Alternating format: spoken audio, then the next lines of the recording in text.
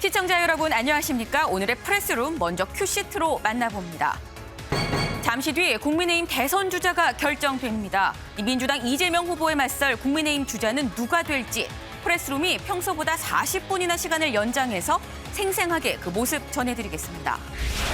국민의힘 주자가 결정되는 오늘 민주당 이재명 후보는 보수의 심장 대구로 향했습니다. 잠시 후 알아봅니다.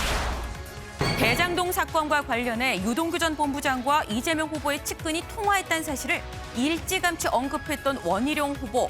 통화한 사람이 한 명 더 있다고 밝혔습니다. 이 말은 진실일까요? 잠시 후 알아봅니다.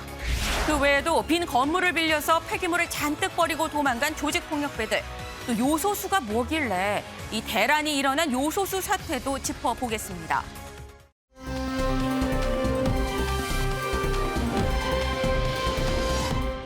지금 바깥 날씨 상당히 좀 화창해 보이는데 어제보다 더 따뜻한 것 같기도 합니다. 오늘 날씨 어떤지 김다영 캐스터 전해주시죠. 네, 따스한 가을볕이 내리쬐는 포근한 금요일 오후입니다. 오늘 서울의 아침 기온은 7.8도로 쌀쌀하게 시작했지만 한낮에는 20도까지 오르며 어제보다 온화하겠습니다. 다만 오늘도 대기가 원활하지 못해서 공기가 탁한 곳이 있겠는데요. 현재 서울의 초미세먼지 농도는 51, 인천은 55 마이크로그램으로 나쁨 수준을 보이고 있습니다. 특히 수도권과 충북 지역은 종일 나쁨 수준 보이는 곳이 있겠고요. 내일 오후부터 미세먼지는 점차 해소되겠습니다. 주말 동안 완연한 가을을 만끽하셔야겠습니다. 주말과 휴일은 내륙을 중심으로 맑은 하늘 되찾겠고요. 한낮 기온도 20도 안팎까지 오르며 포근하겠습니다. 하지만 휴일이 지나고 나면 다음 주 월요일 전국에 비가 내리겠고요. 찬바람이 불어들면서 급격하게 기온이 떨어지겠습니다. 오늘 한낮 기온 서울과 청주 20도, 광주와 부산은 21도까지 오르겠습니다. 다음 주는 한낮에도 10도 아래로 떨어지면서 초겨울 추위가 찾아오겠습니다. 추워지는 날씨에 대비 잘 해주셔야겠습니다. 지금까지 장충단공원에서 날씨 전해드렸습니다.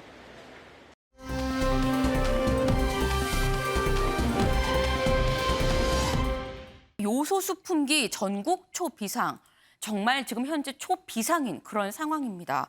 제가 정말 자주 이용하는 이 온라인 마켓, 온라인 쇼핑몰이라고도 얘기를 하죠. 여기서 이 베스트 탑 10을 이게 항상 뽑아서 이렇게 올려놔 주는데 이 10개 중에 한 4개에서 5개가 요소수라서 이 뭐지 요소수가? 요소수를 또 검색해 보려고 하니까 이 실시간 검색어도 2위에 요소수가 이렇게 올라 있던데 이수아 기자, 네. 요소수가 대체 뭡니까? 네, 요소수는 지난 2018년이죠. 이 배출가스 규제 강화 이후 거의 모든 경유차에 들어가고 있는 물질입니다. 쉽게 말씀드리면은 이 배출가스를 줄여주는 건데요. 네. 그런데 최근 이 중국에서 요소수 품귀 현상이 발생했어요. 그러면서 중국 정부가 요소수의 원료인 요소를 외국에 수출하지 못하도록 막고 있습니다. 그런데 우리나라는 이 요소 수입 97%를 중국에 의존하고 있거든요. 그렇다 보니까 직격탄을 맞은 겁니다. 그렇구나. 이 방송 들어오기 바로 전에 제일 많이 사용되는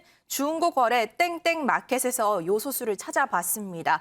저도 경유차를 모는데 몇 달 전만 해도 비싸봐야 브랜드 요소수가 한 10,000원에서 20,000원 정도 했었거든요. 네. 그런데 지금은 14만 원, 거기서 무려 20만 원에 거래가 이미 완료된 거래도 있었습니다. 네. 이 차량에 따라 다르지만 이 요소수가 떨어지면은 아예 차 시동이 걸리지 않는 경우도 있거든요. 이렇다 보니 차가 멈춰서기 직전이다. 너무 급하니까 도와달라. 이런 식의 구매 희망글도 어렵지 않게 찾아볼 수 있었고요. 심지어 요소수 제조 공장 앞에 사람들이 몇 시간 가까이 줄을 서면서 요소수를 사려고 기다리는 사태까지 벌어지고 있습니다. 와, 저렇게 사람들이 직접 기다리면서까지 이 사야 되는 요소수 이 품귀 상황이 상당히 좀 심각한 것 같은데, 근데 이수아 기자, 네. 사실 뭐 일반 경유차 모는 사람들은 이제 언뜻 생각할 때 일반 사람들은 뭐 없으면 뭐 대중교통 이용하면 된다고 합니다만 사실 문제인 건 이게 직업상 화물차, 트럭 또 그리고 뭐 건설 장비들 이런 건 다 경유가 지금 들어가게 되는데 운행이 어려운 거 아닙니까? 이 네. 기사님들 어떡하죠? 이 승용차의 경우에는 사실 이 요소수를 교체하는 시기가 뭐 몇 달에 한 번 정도 돌아옵니다. 그렇다 네. 보니 가격이 떨어질 때까지 기다려보자 이렇게 생각할 수도 있는데 대형 트럭 건설 장비의 경우에는 심하면 사흘에 한 번씩 넣어줘야 한다고 해요. 그런데 당장 요소수를 구하지 못하다 보니 이 현장 모두 난리가 난 거죠. 네. 이 화물차주들 전부 다 주유소를 전전하고 단톡방을 파서 요소수가 어디 있는지 주유소 위치를 파악하고 있다고 하는데요. 네. 이 주유소 상황 어떤지 저희 프레스룸이 직접 취재해봤습니다. 거기 요소수 재고 들어온 거 있나요? 네, 있긴 있는데요. 가격이 7만 원인데 10리터요. 지금 다른 데는 지금 10만 원, 9만 4천 원 그렇게 팔아요. 우리도 이거 저희는 그 단가가 4만 얼마에 들어가 남는 것도 없어요. 혹시 지금 가면 요소수 없어요. 동이 나가지고. 우리 같은 경우는 하루에 10리터씩 들어가야 되는데 지금 요소수가 안 들어와서 뭐 하루 서고 하루 일하고 이런 식으로 지금 가동이 되고 있습니다. 정도가 아니죠. 뭐 이거 뭐 하루 뭐 새벽에 나와가지고 뭐 이게 뭐 돈 벌러 나오는 게 아니라 이게 뭐. 공급이 원활치 않게 되면은 분양자나 임대사업자 그분들이 이제 입주 시기가 늦춰지면은 그만큼 또 손해가 오니까 그것 때문에 이제 문제가 좀 될 수. 네, 현장의 안타까운 목소리까지 함께 듣고 오셨는데요. 문제는 정부가 아직 중국 물량을 대체할 만한 대안을 내놓지 않고 있어서 이 사태가 길면은 몇 개월까지 이어질 수 있다고 해요. 이렇다 보니까 택배 업계에서는 겨울에 리어카 끌고 다녀야 되는 거 아니냐. 벌써 이런 얘기까지 나오고 있다고 합니다. 이제 상당히 좀 심각한 그런 상황인 것만은 분명해 보입니다. 유영아 교수님, 오늘 보니까 이 청와대에서 TF팀을 이제 꾸리기까지 했었는데 이 요소수 때문에. 그런데 너무 늦게 꾸린 거 아니냐, 일이 터지고 뒤를 막는 거 아니냐라는 이게 뒷북 비판이 나오고 있습니다. 그런 것 같습니다. 관련 부처가 좀 사전에 이 여러 부처가 아마 관련돼 있는 걸로 보이는데요. 네. 사전에 이런 문제에 대해서 시급히 대책을 만들었어야 되는데 청와대까지 개입하게 만든 상황이 된 것 같아요. 제가 봤을 때는 단기적 대책과 중장기적 대책이 필요할 것 같습니다. 지금 말씀을 들어봤을 때 단기적으로는 지금 이게 잘못하면 이제 화물 대란이 일어날 수가 있단 말이죠. 네. 이 문제를 어떻게 할 거냐. 그래서 청와대나 지금 나오는 외국하고 긴급 수의 계약을 맺겠다. 그래서 물량을 가져오겠다라는 얘기도 하고 있고, 그리고 이제 이게 환경 문제하고 완전히 결합돼 있기 때문에 네. 이거를 어떤 그 제한을 풀 수는 없단 말이죠. 우리가 탄소 중립 사회를 지향하고 있기 때문에. 네. 그래서 이 문제를 단기적으로 어떻게 할 것인가를 빨리 아이디어를 내야 될 것 같아요. 그리고 이제 전략 물자를 빨리 지정을 해서 이건 정부에서 관리를 해야죠. 관리를 해서 배급을 한다든가 이런 식의 어떤 방책이 필요할 것 같고, 네. 중장기적으로는 계속 지적되는 거지만 중국에게 90% 이상의 수입 의존도를 갖고 있단 말이죠. 여기서 큰 문제가 생기는 거죠. 중국에서 수출 물량을 제한하니까 이런 상황이 발생했기 때문에 수입 다변화 정책이라든가 국내에서 단가가 안 맞기 때문에 이것을 지금 생산하지 못한다 그러는데, 국내에서 이 문제에 대해서도 어느 정도 공장에서 혜택을 주면서 단가를 맞출 수 있는 방안이라든가 이런 단기적이고 중장기적인 대책이 함께 나와야 되지 않을까, 그런 생각이 듭니다. 네, 아니 지금 이용화 교수님이 수입처를 다변화할 필요도 있고 또 이거를 이런 비상 상황에서는 전략 물자로 좀 보고 이걸 정부 차원에서 좀 배분을 하는 것까지도 고려를 해야 된다라는 말씀을 주셨습니다. 그런데 이수아 기자, 사실 이렇기 때문에 아직은 세상이 살만하다라는 얘기가 나오는 것 같아요. 굉장히 훈훈한 미담이 또 전해지고 있죠. 네, 저희가 심각한 사건 다룰 때 따뜻한 부분도 한 가지씩 전해드리고 있는데요. 네. 아까는 이 중국거래 마켓에서 몇 배로 가격을 올려서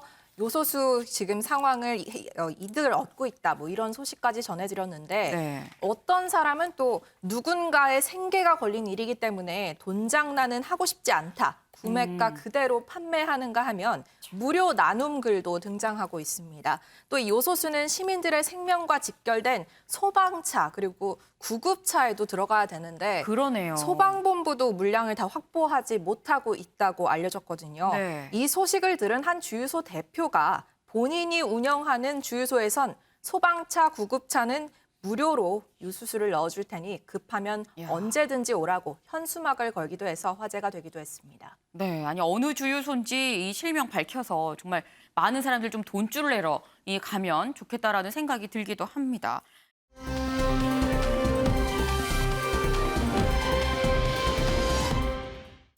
4만 톤 쓰레기 폭탄입니다. 이 쓰레기가 이 4만 톤이나 된다고 하니까 굉장히 좀 어마어마해 보이긴 하는데 대체 어떤 얘기인 건지 먼저 리포트로 만나보겠습니다.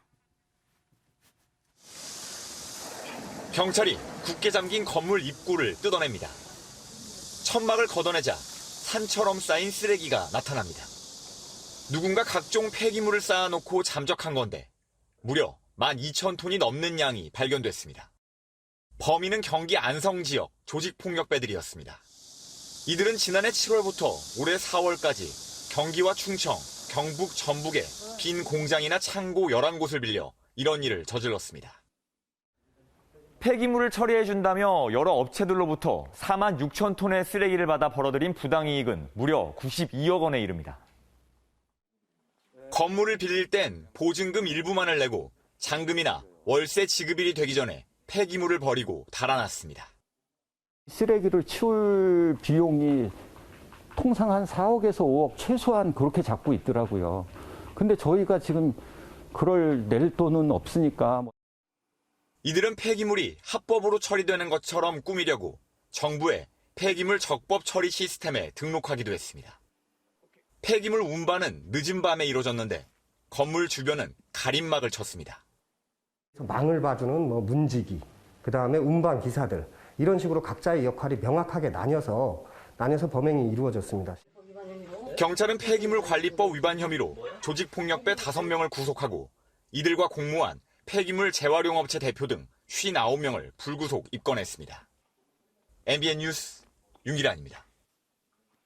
네, 유호정 기자.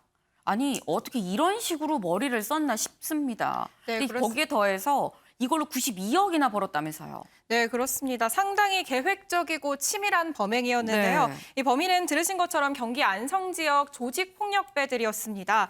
지난해 7월부터 올해 4월까지 이런 식으로 경기 충청, 경북, 전북에서 빈 공장이나 창고 11곳을 빌려서 여기에 일단 쓰레기를 쌓아둔 겁니다. 네. 그리고 이후에 이 빌린 창고에 잔금이나 월세를 내야 할 시기가 돌아오기 전에 이 쓰레기를 그냥 놔두고 잠적해버리는 식으로 이 범행을 저지른 겁니다. 그러면 폐기물 업체에서 받은 돈, 이 돈은 그대로 이들의 부당 수익이 되는 건데요. 네. 이 돈만 무려 92억 원에 달하는 상황입니다.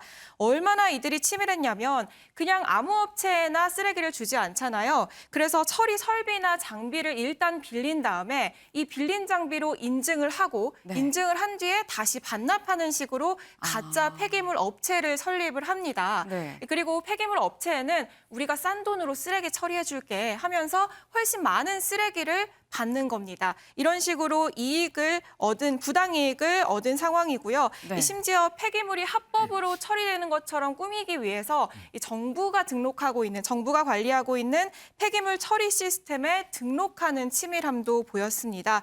리포트에서 보셨다시피 밤에 쓰레기를 갖다 놓거나 이런 네. 치밀함은 기본이었고요. 이런 관련한 해서 계속 몰래 더 많은 쓰레기들을 받기 위해서 굉장히 치밀한 범행을 저지른 것으로 확인이 되고 있습니다.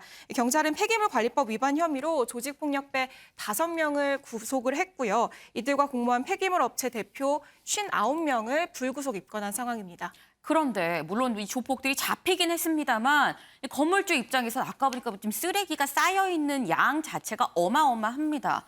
이거 어떻게 치우죠? 네, 그렇습니다. 이 건물주, 땅 주인이 직접 치워야 합니다. 네. 황당하게도 제대로 된 보증금이나 월세 받지 못한 것도 지금 억울한 상황인데 그러니까요. 이 어마무시한 쓰레기까지 실제 본인들이 해결해야 하는 상황인데요. 이 비용이 적지 않습니다. 11곳이라고 했잖아요. 네. 한 곳당 적게는 수억이고요. 많게는 수십억이 든다고 합니다. 네. 이 업주들 입장에서는 당장 이 처리 비용이 없기 때문에 사실상 11곳에 있는 이 범죄 이 장소에는 폐기물이 그대로 방치되고 있는 상황이라고 전해졌습니다. 이현정 위원님, 네. 지금 보면 이 범죄 수법이 정말 하루가 다르게 참 새롭습니다. 그러니까요. 이렇게까지 이 머리를 써가면서 이 범죄를 저지르나라는 생각이 드는데 이 건물주 입장에선 지금 귀가 막히고 코가 막히고 너무 억울한 상황이거든요. 그렇죠. 이 건물주 입장에서는 어떻게 해야 되는 거죠? 건물을 앞에 지키고 있을 수도 없잖아요. 그러니까 이게 지금 지방에 폐업하는 공장들이 꽤 많습니다. 네. 그러다 보니까 아마 이거를 이제 이용하기 위해서 아마 여기에 접근을 한 것 같아요. 그래서 쓰레기를 이렇게 이제 치워 놔놓고 이제 도망가는 방식으로 해서 큰 피해를 줬는데 아까 요정께도 이야기했지만 이 비용이 이게 만만치 않습니다. 치우려고 하면. 네. 예전에 뭐 기억나시겠지만 경북 의성에 그 쓰레기산이라고 있었잖아요. 네, 그 네. 어마어마한 쓰레기산이 있어서 뭐 CNN까지 보도할 정도로. 아, 네, 기억나요. 그 너무 쓰레기가 너무 많이 차 있어서 결국은 이게 그 당시에 아마 의성군이 이제 그 군비를 들여서 결국 이제 나중에 처리를 했는데, 그러니까 똑같은 방식으로 하는 거죠. 그러니까 이것도 마찬가지로 전국적으로 이런 방식으로 해놓으니까 사실은 뭐 이 건물 빌려준 주인들이 여기서 뭐 24시간 지킬 수도 없는 입장인 거 아니겠습니까? 그렇죠. 이제 그렇다 보니까 주로 밤 시간에 이용을 하다 보니까 일단은 이게 지금 이렇게 되면 주민들 민원이 굉장할 것 같아요. 왜냐하면 쓰레기 악취라든지 등등 이런 것 때문에 네. 주변에서 있기 때문에 이걸 치우지 않을 수가 없습니다. 이제 그렇다 보면 아마 본인들이 이거를 일단 돈을 들여서 치워야 될 거고 나중에 이제 이 아마 조폭들한테 이 구상권을 청구를 해야 될 겁니다. 네. 지금 벌써 수익이 한 92억 정도 났다고 그러잖아요. 어휴. 그러니까 이 수익을 일단 몰수를 해야 될 것이고요. 네. 이 몰수금에 대해서 일단 구상권을 청구해서 네. 비용이 돼야 될 텐데 문제는 이제 이 주인들 같은 분들 같은 경우는 당장 지금 뭐 한 곳 같은 경우는 뭐 4억, 5억씩 한다니까 이 비용을 들여서 처리하는 것도 문제고 문제는 이거를 갖다 받아줄 수 있는 것도 아마 제가 볼 때는 찾기 어려울 것 같아요. 그럴 수 요즘 있겠네요. 보면 쓰레기 이 매립장 같은 게 보면 다들 이렇게 정제돼서 하는데 이거는 뭐 이 다 합쳐놓은 그런 쓰레기거든요. 이걸 전부 다 분류할 수 없는 방법이고 네. 정말 이 처리하기가 굉장히 어려울 것 같습니다. 아마 지방에 요즘 굉장히 빈 공장들 많기 때문에 건물주분들은 이런 부분에 굉장히 각별히 조심해야 될 것 같습니다. 네. 아니, 저희가 이번 사례를 이렇게 말씀을 드리는 이 사건을 말씀드리는 이유는 이렇게 따라하라고 말씀드리는 게 절대 아닙니다. 이렇게까지 머리를 쓰는 이 나쁜 이 범죄가 있기 때문에 잘 참고해서 속지 마시라. 이런 일이 다시 재발되면 안 된다라는 차원에서 말씀을 드린다는 점 네, 기억해 주시고요.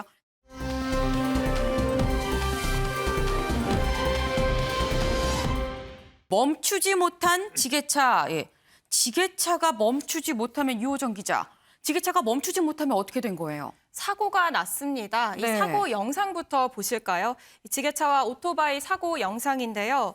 영상을 보시면 지게차가 좌회전을 합니다. 네. 신호는 좌회전 신호가 맞았는데 유도선보다 안쪽으로 좁게 들어가거든요. 그 네. 순간 이제 횡단보도 앞에 정차해 있던 오토바이를 들이받고요. 네. 안타깝게도 이 받은 이후에 바로 멈추지 못하고 네. 몇 미터 정도 더 간 뒤에 멈춰 섭니다. 네. 이 사고로 오토바이에 타고 있던 저 남성 왼쪽 허벅지 아래 부분을 잃게 됐다고 하는데요. 2000년생 만 21살 어린 남성인데 아유. 정말 안타까운 사고를 당한 상황입니다. 네. 아니 근데 참 이 사연 자체가 참 이게 안타깝고 뭐 암담하기도 하고 이 먹먹하기도 하고 좀 그렇습니다. 그런데 이럴 경우에 이 오토바이 운전자 이 뭐 어떻게 보상받을 수 있는 건 어느 정도나 되는 거예요? 네, 과실 비율이 중요할 텐데요. 우선 이 지게차 운전자의 이 전방 주시 태만의 책임이 가장 클 것으로 보입니다. 저희가 전문가의 얘기를 직접 들어봤습니다. 지게차가 신호에 따라 좌회전한 건 맞습니다. 네. 하지만 그 오토바이가 정지해 있는데 그걸 확인하지 못하고 그대로 진행한 것이 사고의 결정적 원인입니다. 다만 오토바이 같은 경우에도 정지선이 있다면 정지선을 넘어서 정지해서는 안 됩니다. 횡단보도 그 전에 정지선이 있는데 거기 정지했어야 되는데 그러지 못한 부분이 교통을 방해해서 일부 과실로 평가됩니다. 한 10% 정도 과실로 평가될 것으로 보여요. 네, 우선 지게차 신호 위반은 아니었습니다. 하지만 이 정지해 있는 오토바이를 보지 않은 이 전방 주시 태만 과실이 가장 크다고 말하고요. 네. 그런데 오토바이 운전자에게도 과실이 있다는 게 전문자들의 공통 의견입니다. 네. 오토바이의 정차 위치가 문제인데요. 보시는 걸 보면 정지선은 사실 횡단보도 전에 있잖아요. 네. 그런데 정지선을 넘어서 심지어 횡단보도를 넘어서 오토바이가 서 있는 저 모습을 확인할 수 있습니다. 네. 이렇게 정지선을 넘어서 있다가 출발하면 사실상 신호 위반으로 여겨지는데요. 이렇기 때문에 오토바이 운전자에게도 10%에서 많게는 15% 정도의 과실이 있을 것으로 보인다고 설명했습니다. 그렇군요. 저희가 지금 뭐 보상 문제까지 이렇게 다루긴 했습니다만 사실 제일 좋은 건 저희도 마찬가지고 이런 일이 발생하지 않는 겁니다. 이런 일이 발생하지 않기 위해선 이 양쪽이 다 서로 이 전방 주시 의무를 분명히 하고 좀 서로 조심을 해야 되는 이 부분이 있다라는 점 알아야겠습니다.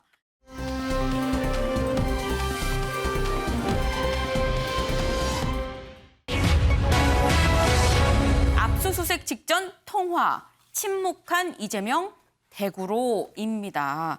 네, 어제 저희가 이재명 후보의 측근인 이 정진상 부실장, 이 유동규 전 본부장이 압수수색을 받기 직전에 이 정진상 부실장이랑 통화를 했더라라는 이 소식을 전해드렸습니다.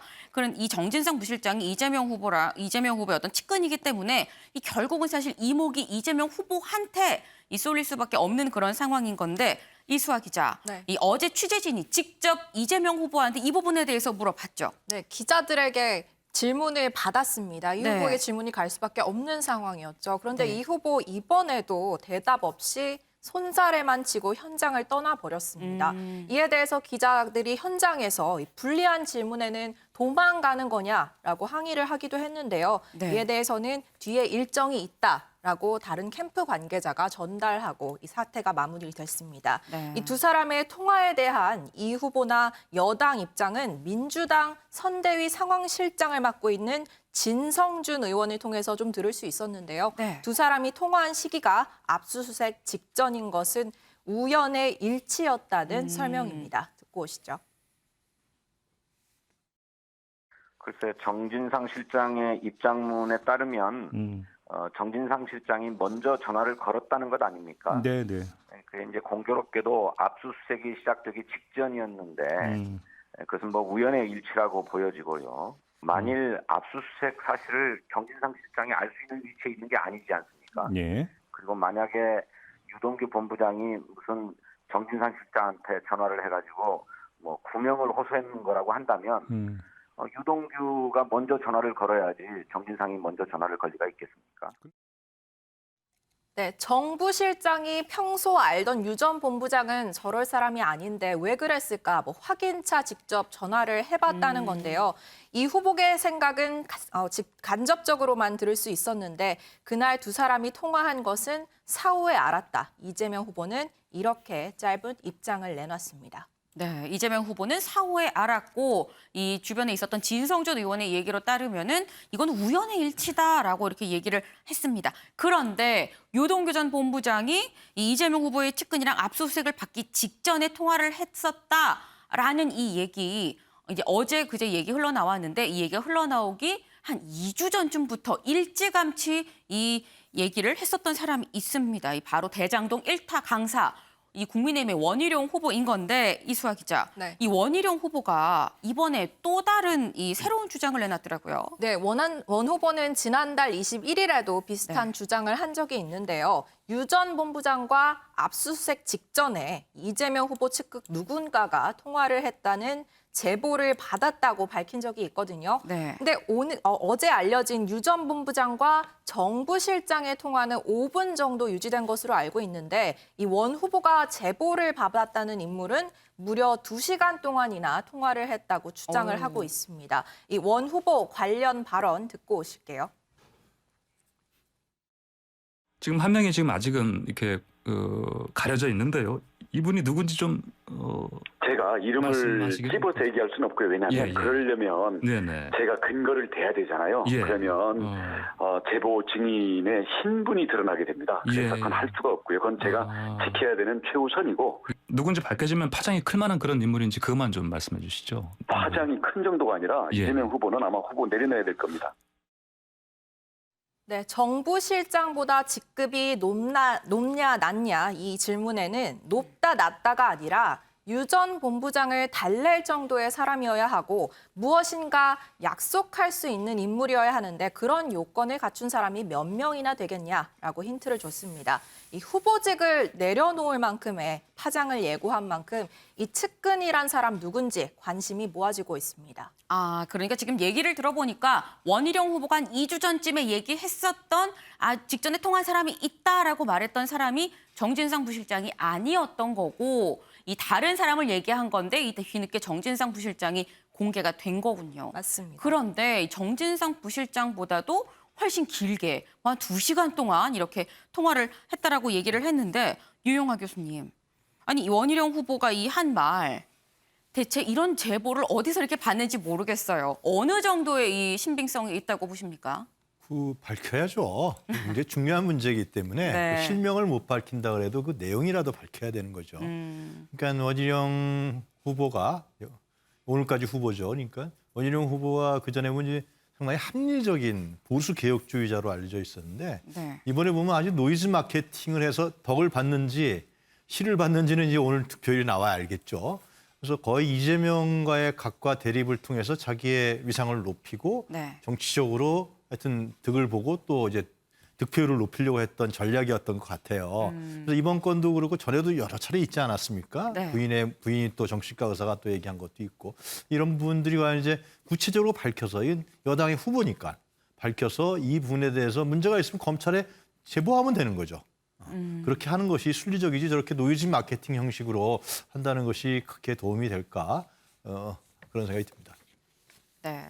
아니 지금 얘기해 주시는 게 실명을 밝혀라. 그리고 본인이 받은 제보 이 검찰에 얘기를 하고 전달을 해라라고 이렇게 말씀을 주셨습니다. 그래야 이 신빙성이 이 담보가 될 수 있다라고 얘기를 주셨는데 이수아 기자, 네. 이재명 후보 입장에선 지금 일련의 이런 대장동 사건과 관련한 이런 뭐 의혹들이랄까요? 이 측근이 뭐 통화를 했었다라는 이런 정황들 이게 굉장히 좀 깝깝할 수 있을 것 같습니다. 하지만 이번에도 정면 돌파인 건지 이 직접 대장동 수사를 비판을 했더라고요. 네, 이 후보 줄곧 이 문제에서만큼은 자신감을 보여왔잖아요. 네. 이번에도 결백함을 주장해 왔는데 이 검찰 수사 비판 글을 직접 SNS에 올렸습니다. 이 공익을 환수한 성남시에 대한 배임 수사를 한다면서 시시콜콜한 수사 내용을 흘려서 흠집내는 게 이해가 안 된다라고 밝히면서 윤석열 후보 관련 수사 그리고 야당 의혹 수사에 집중하길 바란다고 덧붙이기도 했습니다. 그리고 정부실장도 선대위 창구를 통해서 처음 공식 입장을 냈습니다. 이 사실 정부실장 언론 접촉도 어렵고 심지어 민주당 내부에서도 원래 알던 사람이 아니면 연락이 잘 닿지 않는다. 뭐 이런 평을 받고 있는데 네. 이 사법당국이 후보 흠집을 내려는 행태에 대해서 강력하게 경고한다면서 검찰에 경고장을 날렸습니다. 이재명 후보 거기가 정부실장까지 비판을 하고 나섰는데 검찰도 가만히 있지 않았겠죠. 검찰은 관련한 어떤 내용도 언론에 알려준 사실이 없다고 반박했습니다. 이현정 위원님. 네. 이 발생한 이슈에 대해서 이 대응하는 방법이 뭐 이렇게 지금 이재명 후보처럼 정면 돌파하는 것도 있을 수 있습니다만 또 무대응으로 이게 하면 또 이슈가 지나가기를 기다리는 그렇죠. 것도 하나의 방법이 될 수 있는 건데 일단 이재명 후보는 정면 돌파를 택한 걸로 보입니다. 네. 이 정면 돌파라는 방법, 이 합리적인 이 택이라고 생각을 하시나요? 글쎄요, 우리가 정면 돌파라고 하는 게 아무 말도 안 하고 정면 돌파는 할 수는 없어요. 그러니까 어떤 면에서 보면 시인할 거는 시인하고 네. 또 본인이 아닌 건 아니다고 이야기를 해야 되는데 네. 근데 그동안 이재명 후보 측이 이 대장동 문제를 인식을 보면 저는 좀 굉장히 좀 가볍게 생각했지 않나 싶습니다. 특히 지난번 국정감사 같은 경우에 네. 당에서도 일단 빨리 경기도지사직을 사퇴하고 국정감사에 나가지 마라 이렇게 네. 이야기를 했거든요. 네. 근데 본인은 나가서 직접 대응하겠다라고 이야기를 그랬었죠. 했고 나왔지 않습니까? 근데 지금 문제는 뭐냐면 그 발언들이 전부 다 지금 문제가 좀 되고 있어요. 이게 왜냐하면 국정감사에서 한 발언은 이 위증을 하게 되면 이게 처벌받게 돼 있습니다. 네. 근데 지금 이 정진상 부실장과의 통화 문제 같은 경우도 본인은 이게 그때 당시에 이거 문제를 공개하지는 않았어요. 그리고 지금 유동규 씨가 극단적인 선택을 하려고 했다는 사실도 전혀 언론들이 몰랐는데 그걸 처음으로 이제 공개를 해버렸거든요. 그래서 김은혜 의원이 도대체 그 누구한테 들은 겁니까? 라고 그랬었죠. 이제 이야기를 했을 때 뭐 기억이 나지 않는다라고 이제 이야기를 한다든지 그러니까 그런 걸 보면 저는 사실은 유동규 씨와 정진상이 통화하는 거는 저는 자연스럽다고 봅니다. 왜냐하면 두 사람이 함께 오랫동안 일을 해왔고 또 통화할 수 있는 사이라고 봐요. 네. 근데 문제는 뭐냐면 바로 이 압수수색이 있던 지난 9월 29일 오전 8시 20분에 압수수색이 있었습니다. 네. 근데 두 사람이 통화한 시간이 오전 8시 17분이에요. 26분 17분까지. 바로 네. 직전에 이제 통화를 한 거죠. 네. 그다음에 정민영 변호사 그하고도 고전에 통화를 했고 네. 그다음에 바로 무슨 일이 벌어졌냐면 휴대전화를 밖으로 던지는 일이 벌어졌습니다. 그러니까 아시겠지만 그 휴대전화를 검찰에서는 못 찾았다가 경찰에서 바로 찾았죠. 지금 근데 이 통화 사실은 검찰은 전혀 모르는 사실입니다. 경찰이 지금 포렌식을 하고 경찰이 아는 사실이에요. 그러니까 아까 경찰에서 본인들 나간 적이 없다고 그러는데 그 사실이 맞을 겁니다. 이건 아마 현재 이 전화에 대한 포렌식 권한은 경찰이 가지고 있기 때문에 경찰에 나갔을 텐데 문제는 이렇게 두 사람이서 긴밀하게 통화했다면 이 국정감사가 있은 지가 지난 10월 달이잖아요. 그러면 당연히 보고를 했을 텐데 왜 이재명 후보가 몰랐다고 했을까? 기억이 안 난다고 했을까? 뭐 등등 이런 부분들이 계속 말꼬리를 넣으면서 이게 좀 위증 아니냐, 또 숨기고 있는 게 아니냐 이런 의혹들이 계속 확산되는 것 같습니다. 네. 지금 이재명 후보의 어떤 정면 돌파 방식에서 나올 수밖에 없는 어떤 답변들, 해명들이 오히려 이 본인의 이 발목을 잡을 수 있다라는 이런 취지의 말씀이셨습니다. 이수아 기자. 네. 근데 이재명 후보가 대장동 사건 말고도 또 이 국민의힘 의 공격에도 이 정면 돌파로 좀 임하는 것 같습니다. 이 국민의힘이 5.18 망언했었던 이 국민의힘 전현직 의원들 더 확실하게 징계를 해야 된다라고 이렇게 얘기를 했던데 이 이준석 대표가 직접 나섰더라고요. 네, 이재명 후보가 그제 SNS에 올린 내용입니다. 그래서 말씀하신 대로 이 5.18 망언 3인방에 대해서 언급을 했어요. 여기에 주목할 거는 김진태 현재 그 특위위원장을 맡고 있는 대장동 특위위원장을 맡고 있는 김 전 의원이 포함된 건데 김 전 의원은 지난 2019년에 국회 5.18 관련 공청회에서 5.18 문제만큼은 우파가 물러서면 안 된다라는 발언을 했다가 문매를 맞았었죠. 네. 이 부분에 대해서 이 후보가 저격을 했는데 이준석 대표가 나서서 김 전 의원, 그러니까 김 위원장을 옹호했습니다. 뭐라고 했는지 듣고 오시죠.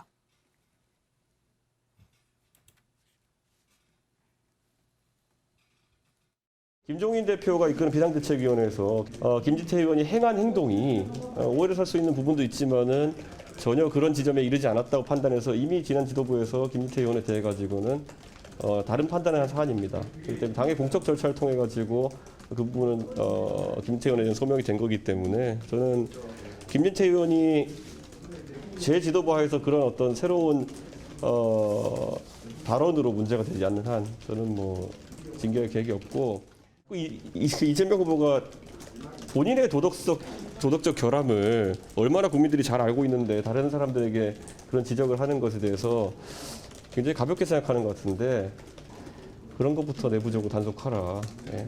셀프 위리안치나 하시라고 말씀드리겠습니다. 네, 셀프 위리 안치라 하시라 뭐 이렇게 발언을 했고요. 김 위원장의 망언 논란은 이미 소명된 것이라는 입장입니다. 네, 확실하게 이 선을 긋는 그런 발언이었습니다. 유호정 기자, 그런데 이 이재명 후보는 이 국민의힘의 최종 본선 주자가 오늘 결정이 되는데 이재명 후보는 이 보수의 심장 대구를 또 갔습니다. 네, 맞습니다. 오늘 오전에는 대구에 사는 20대 청년 백명수 씨와 점심을 먹었습니다. 이 백명수 씨는 지난 7월에 나도 대통령 친구가 있었으면 좋겠다라는 피켓을 들고 전태일 열사 생가 앞에서 서 있던 청년이기도 한데요. 이 백 씨를 만나 점심을 먹었고요.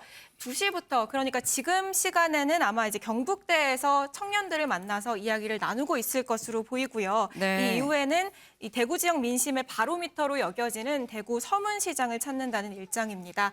이 후보가 이 대구 경북을 찾는 건 지난 9월에 있었던 순회 경선 합동 연설회 이후 처음인데요. 네. 국민의힘 대선 후보가 지명되는 날 국민의힘 텃밭인 대구를 찾아서 그것도 국민의힘의 상대적 취약층인 청년들을 만난다.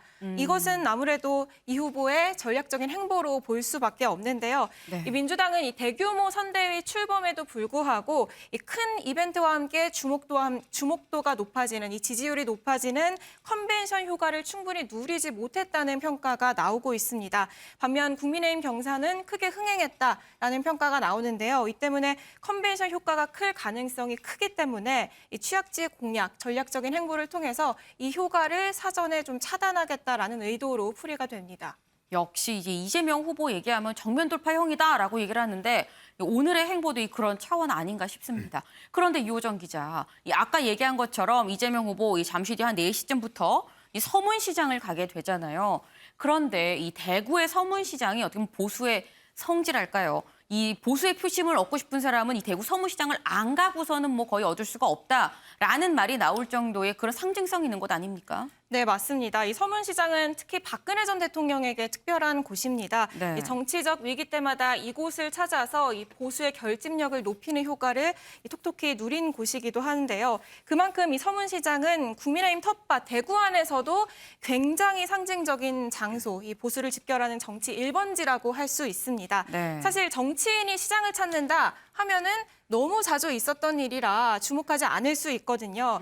그런데 이재명 후보가 대구의 서문시장을 찾는다 네. 하면 주목할 만한 일이기도 합니다. 그러네요. 이렇게 그만큼 보수 진영에서 상징적인 곳이기 때문인데요. 이 때문에 그러니까 최근 경선 과정에서도 국민의힘 후보들 4명 모두 이곳을 잊지 않았습니다. 이 4명이 대구 서문시장을 찾았던 모습 영상으로 보시겠습니다.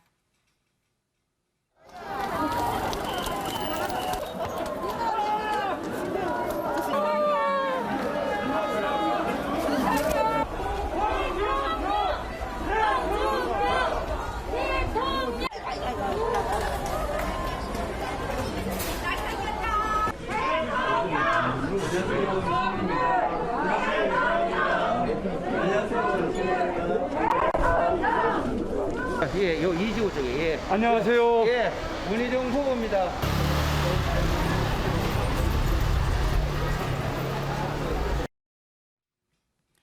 네, 이렇게 보시는 것처럼 보수 진영의 후보라면 누구나 찾는 곳이 바로 대구 서문시장입니다.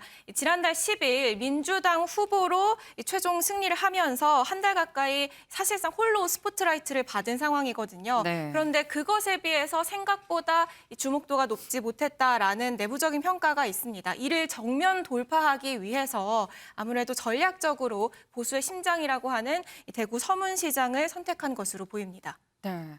지금 보니까 국민의힘 후보들이 모두 다녀간 그 서문시장에 민주당 이재명 후보가 이렇게 간 그런 모습입니다. 그런데 이 이재명 후보 이 행보로는 이렇게 저런 정면 돌파에 또 형을 하고 정책적으로도 이 또 하나 재난지원금을 굉장히 세게 드라이브를 걸고 있는 그런 상황인데 정부에서는 좀 난색을 표한다고 저희가 전해드렸었죠. 그런데 유호정 기자, 지금 보니까 청와대가 글쎄요 이재명 후보 손을 들어준 건가 하는 생각이 들기도 합니다. 입장이 나왔죠. 네, 그렇습니다. 어떻게 보면 좀 중재에 나섰다라는 표현이 적절할 수도 있을 것 같은데요. 사실 네. 이 재난지원금은 재원이 문제잖아요. 그런데 이재명 후보가 초과 세수로 채울 수 있다라는 입장을 밝혔습니다. 국채 발행을 더 하자는 게 아니라 초과 세수로 이런 재난지원금을 지급을 하고 그래도 더 필요하면은 다른 사업을 일부 조정하는 것이다 라면서 이 재난지원금을 추가 지급하겠다라는 입장을 거듭 밝혔는데요. 그런데 여기에서 김부겸 국무총리가 그럴 재정 여력이 없다라는 입장을 밝혔습니다. 사실상 재난지원금이 어렵다라는 반대 입장으로 그렇죠. 읽혀졌습니다. 이 때문에 이 후보가 무리수를 둔다는 볼멘 소리도 일각에서 나왔거든요. 그런데 어제 박수현 청와대 수석이 한 방송에서 이 문제는 국회에서 논의할 문제이기 때문에 청와대가 공식 입장을 밝히는 것은 적절하지 않다라고 얘기를 하면서도 당정 갈등은 아니다라면서 중재에 나섰습니다. 네. 이 총리가 원천적인 반대를 한 것은 아니라고 생각한다라고 얘기를 했고요.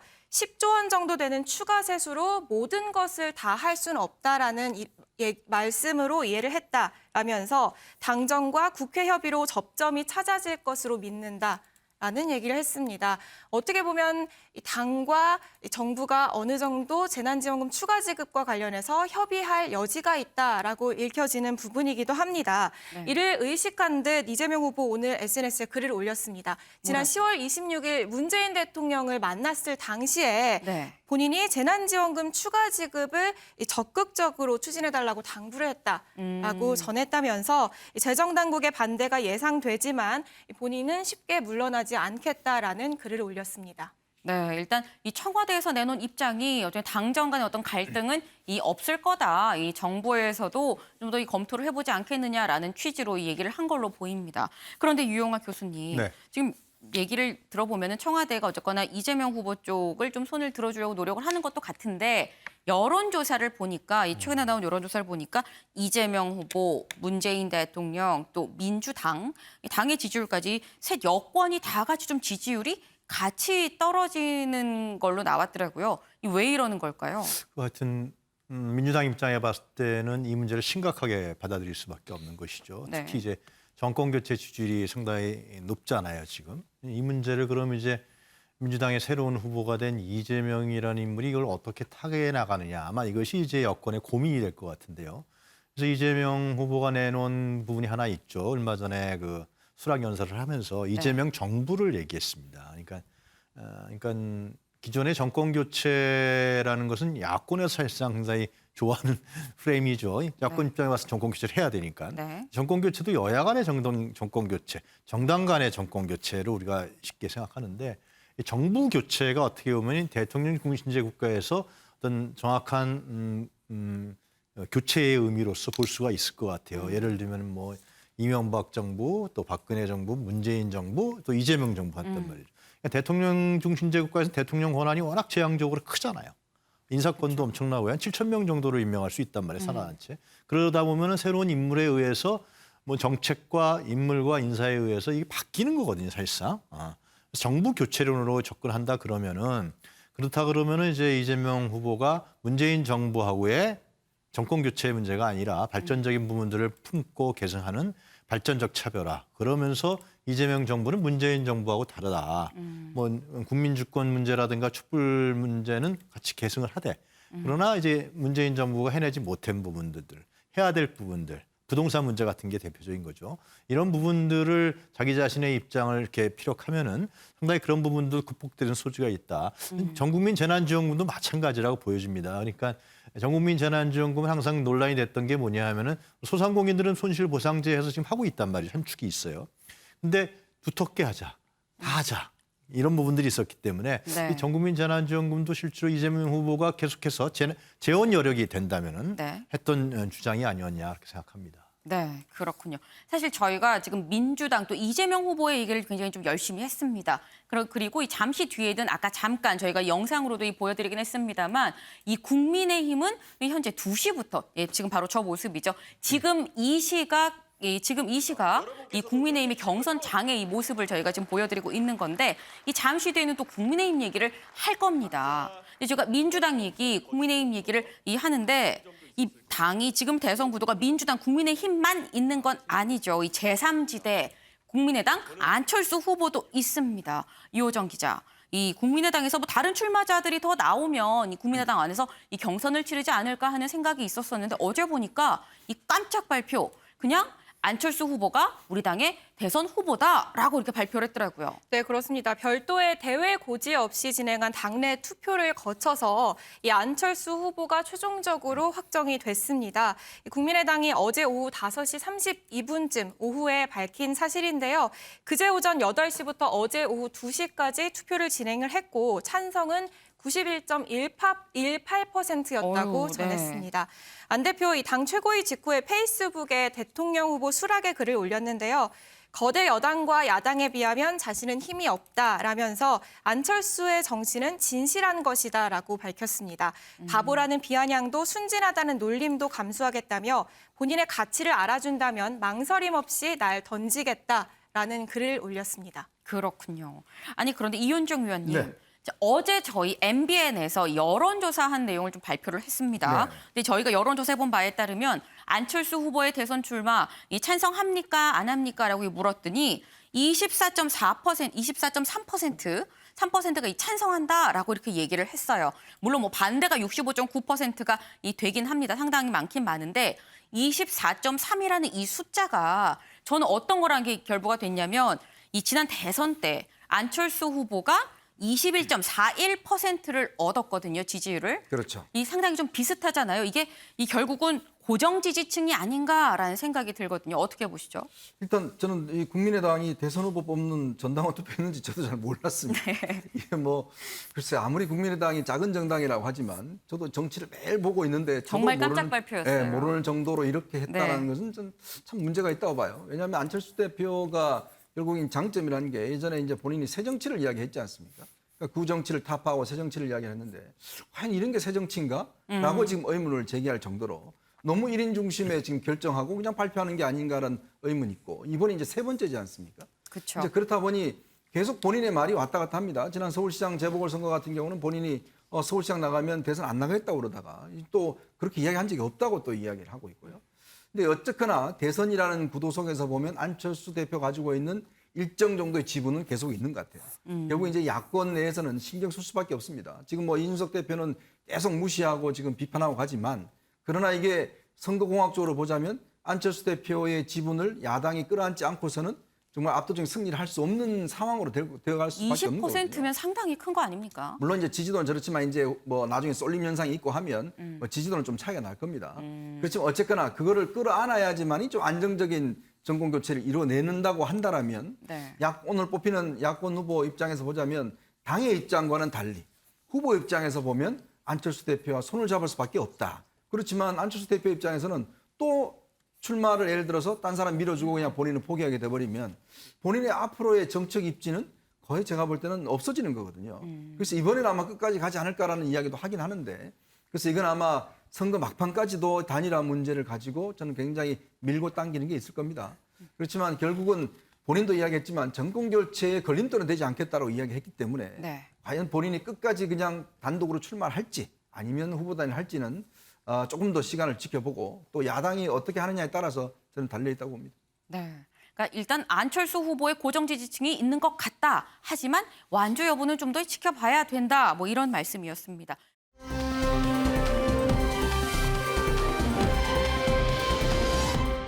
2시부터 이미 이 국민의힘의 경선 이 전당대회는 시작이 되고 있습니다. 계속 이 진행이 되고 있는데 현장 분위기 이 안에 상당히 좀 후끈하지 않을까 이런 생각이 듭니다. 이 현장에 나가 있는 기자 연결해서 이 현장 분위기 좀 알아볼 텐데요. 현장에 지금 MBN 정치부 이 우종환 기자가 나가 있습니다. 우종환 기자, 지금 분위기 어떻습니까? 네, 잠시 뒤 이곳에서 기호 2번을 달고 내년 3월 대통령 선거에 나가게 될 국민의힘 후보가 결정됩니다. 코로나19 방역을 위해 출입할 수 있는 인원이 제한돼 있다 보니 많은 인파가 몰리는 여느 대선과는 달리 차분한 분위기에서 전당대회가 진행되고 있는데요. 대신 각 후보 지지자들이 기념관 밖에서 응원 도구를 들고 열띤 응원전을 펼치는 모습을 볼 수 있었습니다. 약 20분 정도 뒤면 정홍원 선거관리위원장이 직접 경선 득표 결과를 발표하는데요.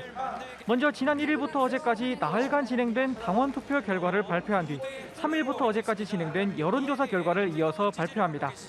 각각 50% 비율로 당원 투표와 여론조사 결과를 합산해 최종 후보가 정해집니다. 2강으로 꼽히는 윤석열, 홍준표 후보가 막판까지 초접전을 벌이면서 책임 당원 57만 명 중 36만여 명이 투표해 투표율 63.89%라는 역대급 흥행을 이뤘는데요. 두 후보는 승리를 자신하면서도 차분히 결과를 기다리고 있습니다. 윤석열 후보는 오늘 오전에도 요소수 대란에 대한 정부 대책을 촉구하며 야당 후보로서의 역할에 충실하겠다는 의지를 보였습니다. 홍준표 후보는 어떤 결과가 나와도 수용하겠다며 이긴다면 정권 교체의 대장정으로 나가고 진다면 경선 흥행을 이끈 역할에 만족하겠다고 밝혔습니다. 유승민, 원희룡 후보 역시 막판까지 지지율을 끌어올려온 만큼 결과를 차분히 지켜보고 있습니다. 오늘 선출되는 국민의힘 후보는 당원 당규에 따라 당대표를 뛰어넘는 비상 권한을 갖고 제1야당을 지휘하며 이재명 민주당 후보와의 경쟁에 나서게 됩니다. 지금까지 국민의힘 전당대회가 진행되는 백범 기념관에서 MBN 뉴스 우종환입니다.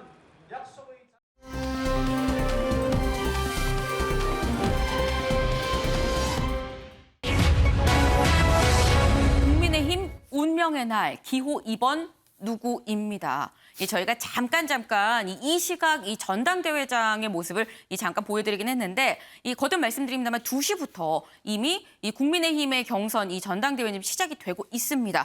계속 이 진행이 되고 있는데 현장 분위기 이 안에 상당히 좀 후끈하지 않을까 이런 생각이 듭니다. 이 현장에 나가 있는 기자 연결해서 이 현장 분위기 좀 알아볼 텐데요. 현장에 지금 MBN 정치부 이 우종환 기자가 나가 있습니다. 우종환 기자, 지금 분위기 어떻습니까?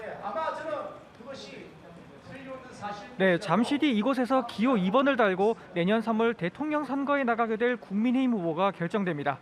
코로나19 방역을 위해 출입할 수 있는 인원이 제한돼 있다 보니 많은 인파가 몰리는 여느 대선과는 달리 차분한 분위기에서 전당대회가 진행되고 있는데요. 대신 각 후보 지지자들이 기념관 밖에서 응원 도구를 들고 열띤 응원전을 펼치는 모습을 볼 수 있었습니다. 약 20분 정도 뒤면 정홍원 선거관리위원장이 직접 경선 득표 결과를 발표하는데요. 먼저 지난 1일부터 어제까지 나흘간 진행된 당원 투표 결과를 발표한 뒤 3일부터 어제까지 진행된 여론조사 결과를 이어서 발표합니다. 각각 50% 비율로 당원 투표와 여론조사 결과를 합산해 최종 후보가 정해집니다. 2강으로 꼽히는 윤석열, 홍준표 후보가 막판까지 초접전을 벌이면서 책임 당원 57만 명 중 36만여 명이 투표해 투표율 63.89%라는 역대급 흥행을 이뤘는데요. 두 후보는 승리를 자신하면서도 차분히 결과를 기다리고 있습니다. 윤석열 후보는 오늘 오전에도 요소수 대란에 대한 정부 대책을 촉구하며 야당 후보로서의 역할에 충실하겠다는 의지를 보였습니다. 홍준표 후보는 어떤 결과가 나와도 수용하겠다며 이긴다면 정권 교체의 대장정으로 나가고 진다면 경선 흥행을 이끈 역할에 만족하겠다고 밝혔습니다. 유승민 원희룡 후보 역시 막판까지 지지율을 끌어올려온 만큼 결과를 차분히 지켜보고 있습니다. 오늘 선출되는 국민의힘 후보는 당원 당규에 따라 당대표를 뛰어넘는 비상 권한을 갖고 제1야당을 지휘하며 이재명 민주당 후보와의 경쟁에 나서게 됩니다.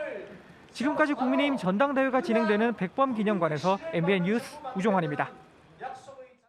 이 잠시 뒤에는 이 어제까지 실시했었던 이 당심 그리고 민심 여론조사를 합친 이 최종 결과가 발표가 됩니다. 이 최종 본선에 누가 나가는지가 이 발표가 되게 될 텐데 이 어제까지 돌린 여론조사 이 투표율을 보니까 투표율이 63.89% 이 상당히 높습니다. 저희가 어제 65%쯤 될 거다라는 전망이 나온다라고 말씀을 드렸는데 이 거의 비슷합니다. 보면 투표율이 높긴 높은데 이게 대체 누구한테 유리한 건지 또 어느 지역에서 유독 이 투표를 많이 한 건지 이 궁금한데요. 이수아 기자. 네. 그래서 한번 알아봤죠. 네, 최종 당원 투표율 방금 전에 우종환 기자가 말한 대로 63.89% 기록했습니다. 흥행에 당연히 성공을 한 건데 아쉽게도 이준석 대표의 탄수화물 다이어트를 직관하기 위한 수치에는 조금 못 미쳤고요. 이 순수 투표자주 통계를 좀 보면은요, 경기가 6만 1천여 명, 그리고 서울이 5만 8,200여 명으로 역시 인구가 몰린 수도권에서 가장 많은 투표자가 나왔고 경북, 경남이 뒤를 이었습니다. 결국 수도권 TK 표심이 결과를 결정지을 수도 있다라는 분석이 나오고 있고요. 또 투표율 통계를 보면은 눈에 띄는 게 72% 가까이 기록한 서울보다 세종이 74.47%로 더 높은 투표율을 기록했습니다. 이 세종 투표율이 높은 것에 대해서 이준석 대표 당이 젊어지고 있다는 증거라고 분석을 했는데요. 네. 실제 세종 평균 연령 2018년 기준으로 37세 정도입니다. 그래서 전국 평균보다 어리기 때문에 실제 젊은 세대의 정치 참여가 높아졌다는 방증이 될 수 있겠죠. 네, 지금 얘기처럼 보니까 이 서울, 경기의 이 투표자 수가 지금 월등하게 많습니다. 하지만 투표율로 보면 뭐 이준석 대표 얘기대로 세종이 높긴 높은데 이게 결국은 이 절대적인 투표 수가 상당히 중요한 만큼 단순히 표수로 보게 되면은 예입니다. 이 세종시가 10명 중에 7명이 투표를 했다면 이 경기도는 뭐 100명 중에 60명, 그럼 7명 대 60명이기 때문에 단순 뭐 투표율로 보기보다는 결국 이 투표자 수가 많은 이 서울, 경기를 공략해야 된다라는 이런 이 결론에 도출이 되는데요. 이수아 기자, 그래서인 건지 어제 보니까 사실 어제가 이 막판 선거 유세 이 스포트를 올려야 되는 그런 상황 아니었습니까? 네. 윤석열 후보도 홍준표 후보도 이 전부 이 수도권 안에서 이 유세를 나섰더라고요. 네, 수도권 표심을 신경 쓰지 않을 수가 없는 결과였잖아요. 그렇다 보니까 마지막 모두 경기로 향했습니다. 심지어 이번 마지막 경선 여론조사 문항이 후보 경쟁력을 묻는 문항이었잖아요. 네. 그렇다 보니까는 이재명 후보의 본거지라고 할 수 있는 경기에서 이제 자신이 이재명을 이길 수 있는 후보다, 경쟁력이 있는 후보다 강조를 하는 거죠. 네, 윤석열 후보는 경기 북부 지역 시장을 돌면서 민심을 들었고 홍준표 후보는 경기도 차베스를 잡으려면 경기도가 주축이 돼야 한다면서 경기도민들의 지지를 호소하기도 했습니다. 네, 아니 근데 수도권도 수도권인데 특히 이 두 사람 보니까 이 하루 차이로 이 서울의 홍대를 갔더라고요. 근데 보통 홍대하면 이 젊음의 거리 아닙니까? 제가 너무 늙어 보이나요? 이 홍대하면 젊음의 거리 같은데. 젊음의 거리 맞죠? 네, 여기 간 건 결국 젊은 표심을 공략한 거 아니냐 싶어요. 네, 이 먼저 홍대를 찾은 건 윤석열 후보였어요. 윤석열 후보가 먼저 청년 세대 대표들과 티타임을 가지면서 이 경의선 숲길을 하태경 의원과 걸었는데 여기서 기념 촬영을 요청하는 청년들과 셀카도 찍고 또 헬로윈, 머리띠를 쓰고 스티커 사진을 찍어서 이 사진이 굉장히 화제가 되기도 했습니다. 네. 이 홍 후보 측이 389 후보라면서 이 윤 후보가 젊은 층의 지지를 못 얻고 있다. 이런 부분을 자꾸 공격 포인트로 삼고 있잖아요. 398 후보. 그렇다 보니 이 지지율, 젊은 층 지지율이 낮은 점을 부각시키는 것과 무관하지 않은 행보였다는 생각이 들고요. 네. 홍 후보 이에 질세라 어제 예정에 없던 홍대 거리 일정 추가했습니다. 왜 홍대 거리 일정을 추가했느냐에 대한 질문에는 청년들의 열광적인 지지로 자기가 이 자리까지 왔기 때문에 감사 인사 차원이라고 얘기를 했는데요. 무야홍, 무조건 야권 후보는 홍준표다를 연호하는 청년들 사이에서 기념 촬영도 하고 네. 사인도 해주면서 즐거운 시간을 보냈고요. 얼마나 사람들이 많이 몰렸는지 네. 100m를 걸어갔는데 15분이 넘게 걸렸다고 합니다. 아이돌 수준의 인기 아닙니까? 이 그렇죠. 정도면. 네. 그런데 사실 저렇게나 사실 막판이 총력전을 벌이는 이 두 사람 결국 그래서 잠시 뒤에 누가 본선행 티켓을 따게 될까 굉장히 좀 궁금한데 유호정 기자, 이 경선전 마지막 여론조사 우리 MBN이 또 해보지 않았습니까? 네, 이 잠시 뒤에 있을 이 국민의힘의 발표를 좀 예측 정도는 해볼 수 있는 이 결과가 될 것 같은데 어떻게 나왔죠? 네, 여론조사만으로는 결과를 예측하기 어렵다로 정리할 수 있을 것 같습니다. 왜요? 이 최종 발표까지 약 12분 정도 남았는데요. 네. 여론조사 결과를 마지막으로 살펴보면 지난 1일부터 그제까지 사흘간 MBN이 진행한 여론조사입니다. 네. 그런데 여기서 국민의힘 후보 중 누가 이재명 후보의 상대로 경쟁력이 있냐고 생각하냐라는 질문에 네. 보시는 것처럼 윤석열 후보가 38.8%, 홍준표 후보가 38.7%였습니다. 0.1%포인트 격차, 오차범위 내이기 때문에 0.1%포인트 윤 후보가 앞선다라고 예측할 수 없는 상황인데요. 네. 그런데다가 또 다른 여론조사를 보면 이번엔 MBS에서 실시한 여론조사인데요. 네. 여기서는 누가 국민의힘 후보로 대선 후보로 적합하냐, 적합도 조사였거든요. 질문이 MBN 저희랑 다르네요. 네, 그렇습니다. 여기 우리는 경쟁력 조사였다면 MBS는 적합도 조사였는데 이 적합도 조사에서는 두 후보가 27%로 동률을 기록을 했습니다. 네. 이렇기 때문에 여론조사 결과만으로는 예측이 어렵다로 정리할 수 있을 것 같습니다. 아니 어떻게 0.1%포인트 차이 또 동률 무슨 뭐 짠 것처럼 어떻게 이렇게 나왔나 싶기도 합니다. 하지만 이런 여론조사를 봤을 때 일단 그만큼 이 민심이 굉장히 박빙이다라고도 볼 수도 있을 것 같은데 이 유호정 기자, 근데 재미있는 게 이런 여론조사가 이게 수치로 나왔음에도 불구하고 이 윤석열 후보 측, 홍준표 후보 측 이 둘 다 우리가 10%포인트 차가 두 자릿수의 격차로 우리가 이길 거다라고 이렇게 얘기를 하고 있어요. 그 근거가 뭡니까? 네, 그렇습니다. 둘 다 10%포인트 차로 이길 거다라는 얘기는 똑같은데 분위기는 조금 다릅니다. 윤 캠프 측은 10% 이상을 점치고 있고 홍 캠프는 냉정하게 봐서 10% 이상으로 이기기는 어려울 것 같다. 예를 들면 8%포인트 정도로 이기지 않을까라고 얘기를 하고 있거든요. 그 근거는 그동안 윤석열 캠프 측에서는 민심에서는 뒤지지만 당심이 앞선다였거든요. 네. 그런데 지금 민심에서 최근 동률 27% 동률이 나왔잖아요. 네. 당심에서 압도적으로 앞서는데 민심까지 동률로 올랐다, 상승세다. 이 결과로 봤을 때 네. 최종적으로는 두 자릿수 이상의 격차로도 윤 후보가 이길 수 있다. 이렇게 예측을 하고 있는 상황이고요. 반면 홍준표 후보의 캠프 측에서는 네.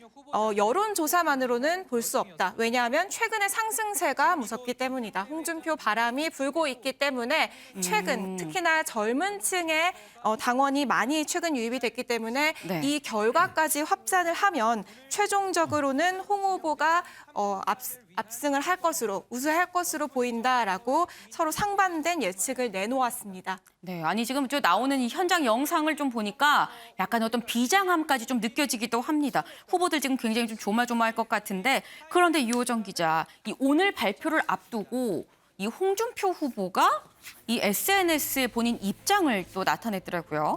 네, 그렇습니다. 오늘 홍준표 후보가 SNS에 어떤 결론이 나와도 그 결과를 수용하겠다.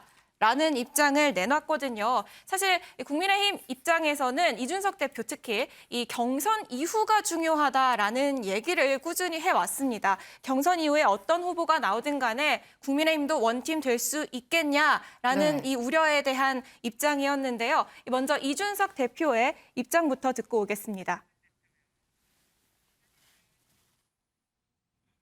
선거 후가 더 중요합니다.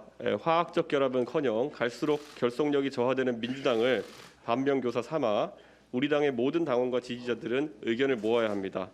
단합하면 정권 교체를 이룰 수 있고 흩어지면 우리는 각계격파 당할 것입니다. 네, 경선 후가 중요하다. 민주당처럼 원팀이 돼야 한다. 경선 후보 나머지 3명이 모두 다 과연 국민의힘 대선 후보의 선대위에 들어갈지 말지 이게 이제 앞으로의 관심사일 텐데요.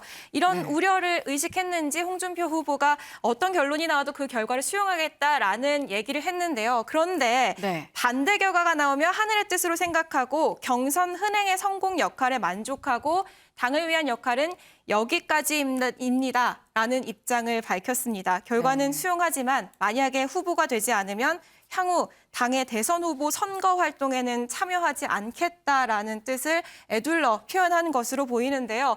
이 해석이 유력하게 이 분석이 나오는 이유가 또 있습니다. 사실 이 입장문에는 애초에 있었던 말이 이후에 수정이 된 게 기자들에게 포착이 됩니다. 당을 위한 내 역할은 거기까지입니다. 다음에 원래 백의종군 하겠습니다라는 말이 있었거든요. 그런데 이 백의종군 하겠습니다라는 말이 수정이 된 채로 삭제된 채로 다시 올라옵니다. 사실 역할은 거기까지입니다랑 앞으로 백의종군하겠습니다라는 거는 완전 상반된 의미잖아요. 네, 그런데 백의종군하겠다라는 말을 썼다가 지움으로써 후보가 안 되면 내년 대선에서의 자신의 역할은 선을 긋는 것 아니냐라는 분석에 이제 무게가 실리고 있는 상황입니다. 유영하 교수님, 지금 유호정 기자가 얘기를 했습니다만 백의종군하겠다라는 말을 넣었다가 1, 2분 상안에 그걸 또 뺐습니다. 이거 뺀 이유, 그럼 결국 백의종군 안 하겠다는 거냐라는 질문이 나올 수밖에 없는데 어떻게 보세요? 결과가 이제 몇 분 뒤에 나오니까 제가 말씀드리기가 좀 조심스러운 측면이 없지 않아 있는데요. 저는 둘 중에 한 사람이 되겠지만 윤석열 후보가 되면은 원팀이라는 문제 또 홍준표 후보의 백의종군이라는 문제 그런 부분은 크게 염려는 안 될 거라고 보여집니다. 조직 자체가 윤 후보 쪽에 많이 가 있기 때문에 단지 홍준표 후보가 됐을 때 윤석열 후보에 가 있던 그 막대한 조직, 그 조직이 그대로 올 것이냐. 이것은 상당히 좀 시간이 걸리거나 문제가 생길 수가 있겠죠. 근데 하여튼 누구든지 떨어지게 되면 경선이라는 것은 결국은 주권자들의 선택이니까 거기에 승복을 하고 그 주권자들의 의사에 따라서 가는 것은 정당의 민주주의를 위해서 이제 중요한 초석이라고 볼 수가 있겠죠. 저희가 지금 이 국민의힘의 이 경선 주자들 계속 얘기 나눠보고 있는데요.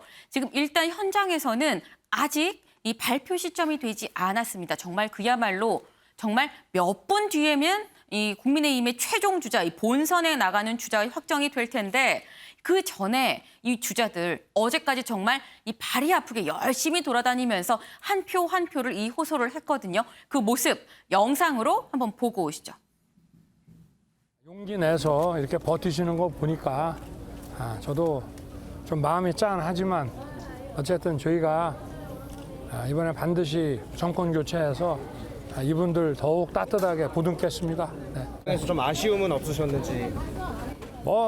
아쉬움이 없을 수 있겠습니까? 그러나 하여튼 최선을 다하는 것밖에 달리 드릴 말씀이 없습니다. 여기가 경기도 차배수의 본거지입니다.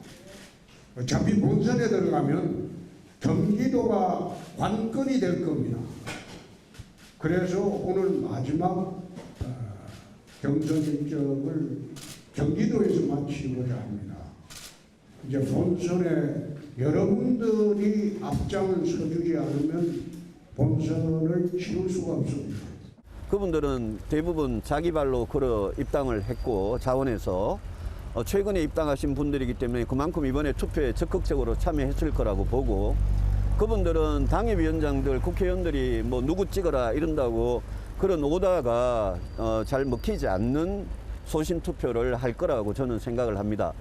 그분들에게 굉장히 기대를 하고 있고요. 특히 수도권 젊은 층 당원들에게 저는 큰 기대를 하고 있습니다.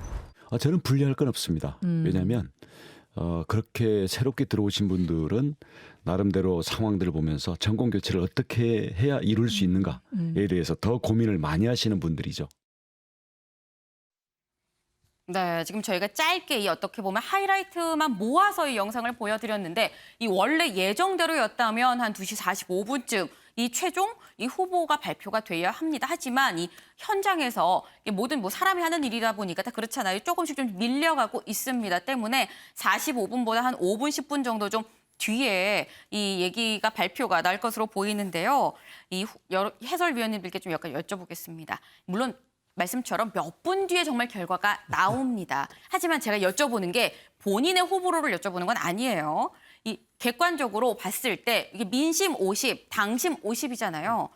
어떤 후보가 가장 유력하다고 보시는지 유용하 교수님부터 좀 말씀 좀 해주시죠. 저는 어떤 후보가 유력하다 문제를 떠나서 기본적으로 제가 이 대답을 피하는 게 아니고요. 네. 일단 그런 민심에서 우위를 보이는 후보가 되는 것이 저는 순리적이라고 봅니다. 네. 제 생각엔 그래요. 네. 지금 여론조사에 동률로 나왔잖아요. 엎어지기도 하고 뒤인데 그것은 뭐냐면 그것이 결국은 국민의힘의 입장을 봤을 때 가장 본선 경쟁력인 후보를 내놓는 것이죠. 그것이. 근데 지금은 이제 본래는 이제 민심과 당심의 관계에 있어서 이제 민심의 영향을 당신이 받는 거. 그건 정치학에서 또 동조화 현상이라고 그래서 네. 아주 여태까지 대선에서 나타난 현상인데 지금 문제는 이 정권 교체의 욕망과 열망이 워낙 강해서인지 당원들이 이 부분이 지금 언밸런스 됐다는 거 아닙니까? 현재까지는 네. 몇 분 뒤에 이제 결과가 나오겠습니다만 그럴 경우에 그러면 이제 윤석열 후보가 과연 만약 이긴다 그러면은 가정입니다. 인다 그러면은 이 여론조사에서 어떻게 이기느냐 지느냐 이 네. 문제가 좀 중요할 거라고 보여져요. 그리고 이제 결국 홍준표 후보가 이긴다 그러면은 여론조사에서 예측이죠. 예측. 네. 여론조사에서 얼마나 크게 이기느냐라는 건데. 일반 여론조사에서. 그렇죠. 일반 여론조사죠. 당원들은 이제 투표를 했으니까요. 네. 그래서 저는 제 생각에는 국민의힘이 진짜 경쟁력이 있는 국민의 본선에 대선 3월 내년 3월 9일 날 본선에 경쟁력 있는 후보를 내놓는다 그러면은 네. 당원의 후보로도 중요하겠지만 여론조사상에서 일반 여론조사상에서. 민심의 반영을 받는 영향을 받는 후보가 되는 것이 아무래도 유리하겠죠. 그래야만 실제로 민주당하고의 경합 과정에서도 유리한 고지를 정하지 않을까. 본선을 생각하면 민심을 많이 받는 후보가 되는 게 낫다라는 그런. 아니 경선이라는 게 이길 사람을 뽑는 거 아니에요? 그렇죠. 경선이라는 네. 것이 내가 좋아하는 사람을 뽑는 게 아니라 우리 당을 대표해서 상대 후보에게 이길 사람을 뽑는 거니까 네. 그것은 당연히 대선에서는 여러 가지 변수들이 들어가는 거고 뭐 중도층이라든가 여러 가지 변수들이 많잖아요. 네. 이런 변수들까지 합쳐야만 이기는 거니까 그럴 경우에는 국민 여론조사가 높은 후보가 되는 것이 제가 보기엔 정석이라고 생각이 들고 또 기존의 역대 대선 경선을 봤을 때는 네. 민심의 영향을 당신이 받았단 말이죠. 근데 이건 진짜 잘 모르겠어요. 지금까지 어떻게 네. 되는지. 네. 그럼 이현종 위원님은 어떻게 보세요?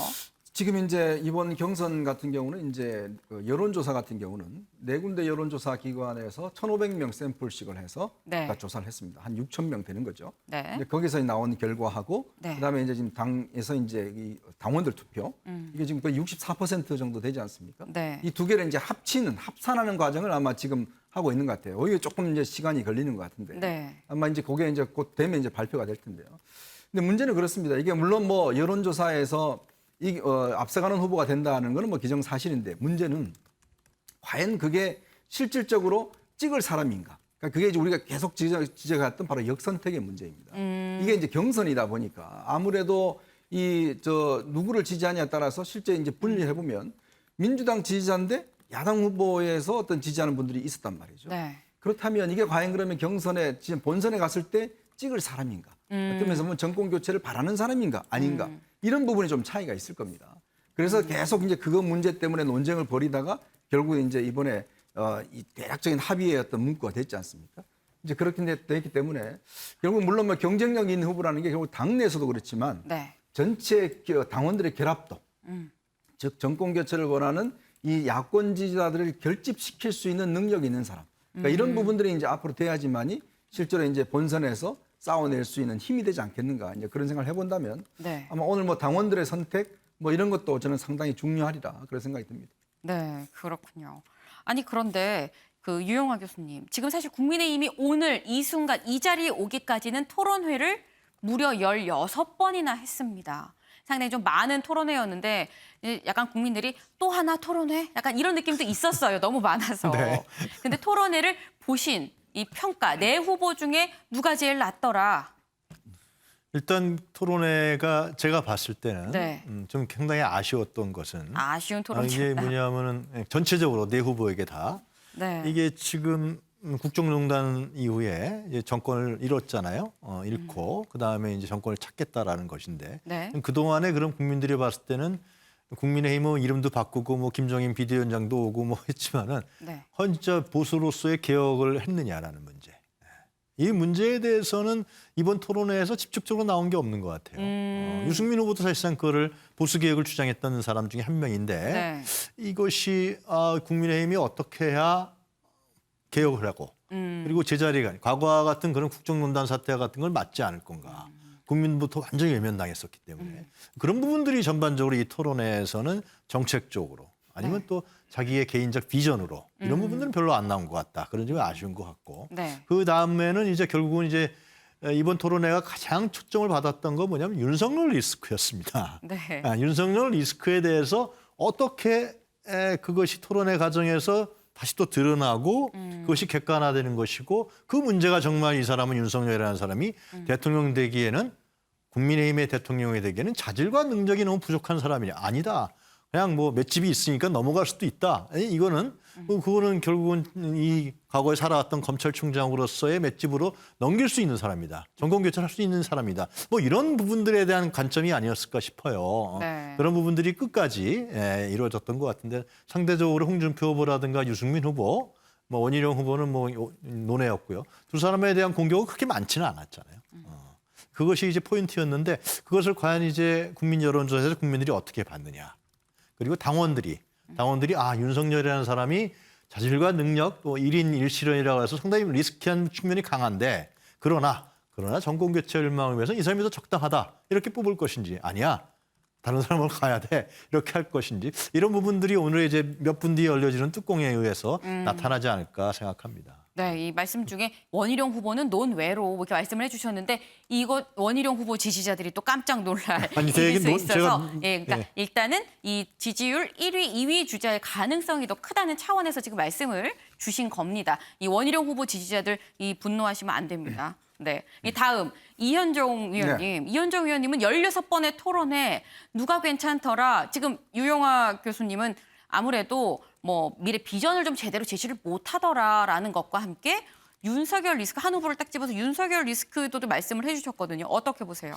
저는 일단 이렇게 토론회가 많이 있을 필요가 있을까라는 부분을 좀 지적을 하고 싶어요. 필요가 있을까? 왜냐하면 네. 이렇게 토론회가 16번이나 있다 보니 거의 이틀에 한 번꼴로 토론회가 그랬죠. 진행되지 않습니까? 네네. 그러니까 비슷비슷한 내용들이 그냥 매일처럼 하루 쉬고 하루 더 이야기하고 이렇게 하다 보니까 좀 식상한 면이 있었던 것 같아요. 네. 그러니까 즉 시청률도 상당히 이렇게 많이 떨어졌고 네. 그렇다면 이렇게 어떤 면 토론회를 좀 집중적으로 이렇게 하기 위해서는 이렇게 많은 토론회는 좀 필요가 없을 것 같다는 느낌이 들고요.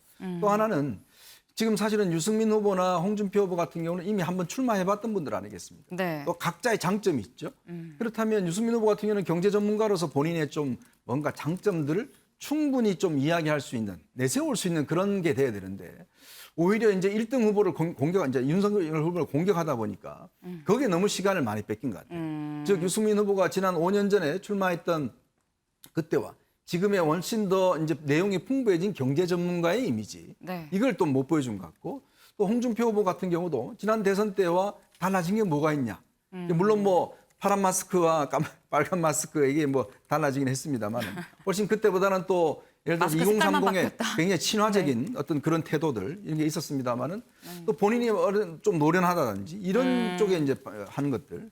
윤석열 후보 같은 경우는 역시 이게 정치권에 아직 들어온 지 얼마 안 돼서 정치적 언어에 굉장히 좀 익숙하지 못하다. 이런 네. 단점들이 있었고요. 원희룡 후보 같은 경우는 저는 나름대로 원희룡 후보는 이번에 아마 당선되지 못한다 하더라도 정치적으로는 굉장히 성공한 경선이었다 하는 생각이 들어요. 왜냐하면 사실 야권 후보들 같은 경우는 이 여당의 문제를 좀 집중적으로 뭔가 파헤쳐 줄 수 있는 사람들을 원하는 성향이 있거든요. 네. 이제 그런 면에서 원희룡 후보가 딴 건 몰라도 대장동 문제를 계속적으로 본인이 집중적으로 파헤침으로 해서 캐릭터를 잘 잡았다. 네, 인지도를 굉장히 많이 높였죠. 왜냐하면 제주지사라는 좀 약점이 있습니다. 왜냐하면 서울에 자주 올라올 수 없게 하니까. 네. 그런 부분들을 이번에 상당히 좀 복귀시키고 만약에 이제 당내에서도 앞으로 아마 원희룡 후보의 저는 영향력이나 뭐 다음 어떤 선거라든지 등등해서 원희룡 후보의 주목도가 꽤 높아지지 않을까 저는 그런 긍정적인 평가를 합니다. 그렇군요.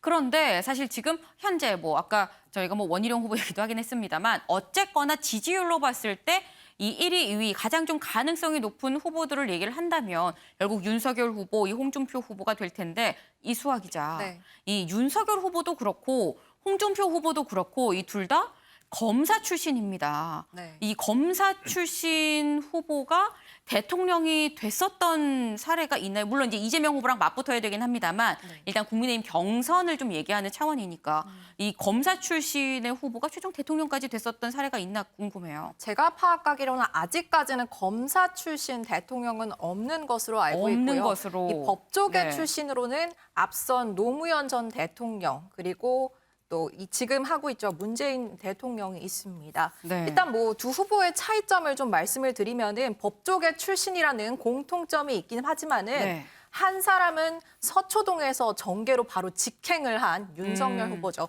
굉장히 흔하지 않은 케이스라고 말을 할 수 있고요. 네. 그 유명한 추윤 갈등, 그러니까 추미애 전 장관과의 갈등에서 윤 후보의 말을 빌리자면은 이 국민의 부름을 받고 이 대선 출마를 하면서 바로 정계에 진출한 케이스이기 때문에 이건 윤석열 후보 얘기고요. 또 다른 한면 홍준표 후보는 전혀 다른 길을 걸어왔죠. 이 85년에 검사로 임관을 해서 역시 법조계 출신이기는 합니다만 네. 이 재직하면서 모래시계 검사라는 별명을 얻었고 이어서 5선 국회의원 뭐 경남지사 경력의 당대표까지 정말 화려한 이력을 보여온 후보입니다. 네. 그렇기 때문에 이 권력 교체, 정치의 교체를 원하는 분들은 뭐 윤 후보가 물론 익숙치 않아서 말실수나 이런 부분이 많긴 합니다만은 네. 새로운 바람이 될 수 있다. 정계의 새로운 바람이 될 수 있기 때문에 윤 후보를 지지하는 면이 없지 않아 있는 것 같고요. 네. 그에 반해서 홍 후보는 아까 말씀드린 것처럼 서초동 법조 그리고 국회, 여의도 경험, 심지어 행정 경험까지 풍부하게 두루 경험하고 온 후보입니다. 그렇기 때문에 그만큼 단단하다, 믿을 수 있는 후보다라는 생각으로 또 견고한 지지층을 가지고 있는 것으로 분석되고 있습니다. 네, 지금 저희가 뭐 국민의힘 후보 대체 뭐 둘 다 검사 출신인데 뭐 검사 출신이 대통령이 된 적이 있을까 물었습니다만 민주당은 이미 사실 후보가 확정이 됐단 말이에요. 이재명 후보는 이 경기지사에서 이제 후보로 확정이 된 케이스인데 그동안 또 상당히 많은 경기지사 출신의 이 대선 후보들이 있었습니다. 이 경기지사 출신으로 이 대통령이 되는 사례 있었나요? 아직까지는 없는 것으로 알고 있습니다. 뭐 김문수 후보도 있었고 네. 그리고 또 남경필 후보도 나온 경우가 있는데 네. 아직은 좋은 결과를 보이지 않고 있죠. 네. 만약에 홍 후보가 이 경남지사 출신으로 마지막 최종 경선 커트라인을 통과하고 이번에 국민의힘 후보가 된다면은 최초의 이력을 쌓을 수 있지 않을까 싶습니다. 그렇군요. 아니 지금 저 혹시 안에서 저 밖에 지금 후보들의 모습 좀 비춰진 모습도 볼 수 있을까요? 후보들이 지금 원래 이 2시 45분쯤에 이게 발표가 났었어야 되는데 지금 10분이 넘게 이게 딜레이 연기가 되고 있는 상황입니다. 지금 이 조마조마 저희 손톱을 물어뜯고 있을지도 모르는 그런 상황이에요. 사실은 굉장히 조마조마할 것 같은데 어쨌거나 잠시 뒤 몇 분 뒤면은 누군가 한 명이 이 선택을 받고 최종 이 국민의힘의 대선 후보가 됩니다. 그런데 사실 이용하 교수님, 네. 민주당의 이 경선 날을 이 되돌아보지 않을 수가 없습니다. 예. 좀 비교를 해보자면 네. 이 그때 일요일이었던 것 같아요. 일요일 날 오후 6시쯤에 이 발표가 됐었는데 발표가 나고 난 다음에 과연 이낙연 전 대표 이거를 뭐 당연히 수용할 거다라고 생각을 했었는데 승복하지 않고 이의 제기를 했었단 말이에요. 지지자들이 했죠. 네. 이낙연 후보가 한 건 아니었고요. 그렇습니다. 때문에 이거 어떻게 된 거지? 약간 그런 분위기가 있었고 궁극적으로 이 컨벤션 효과가 좀 없었다라는 평가가 나중에 나오게 됐는데 국민의힘의 경우 국민의힘의 경우 뭐 윤이 되든 홍이 되든 뭐 누가 되든지 간에 그런 다시 뭐 불복한다던가 이런 사례가 있을까요? 없을까요? 그러지는 않을 것 같고요. 제 예상에는요. 물론 치열했지만 네. 아주 치열했지만 그럴 것 같지는 않고 단지 이제 아까도 말씀드렸지만 가정입니다만 윤석열 후보가 된다 그러면은 당내 조직은 뭐 옮겨갈 이유가 없죠. 가 있으니까. 네. 근데 문제는 이제 홍준표 후보가 갖고 있었던 20, 30대의 지지층들. 이 지지율이 그대로 갈 것이냐. 그건 좀 쉽지가 않겠죠. 그러니까 지금 민주당도 뭐 이낙연 그리고 이재명 후보가 같이 손도 잡고 뭐 같이 했지만은 그러나 양쪽의 지지층들이 갈 것이냐. 예, 지금 하는 모양이죠. 네, 지금 화면을 보시게 되면 지금 이 4명의 후보가 이제 단상으로 올라갑니다. 이제 정말 한 15분 가까이 지금 이 딜레이가 된 상황인데 이제 드디어 이 최종 후보가 발표가 될 걸로 보이는 이 상황입니다. 상당히 조명도 쏘고요. 굉장히 좀 긴장감이랑 같이 이 후보들 표정, 뭐 마스크를 쓰고 있긴 합니다만 이 조마조마한 모습이 보이는데요. 잠시 뒤에 이 정홍원 선관위원장의 발표 직접 들어보고 오시죠. 큰 박수 부탁드리겠습니다.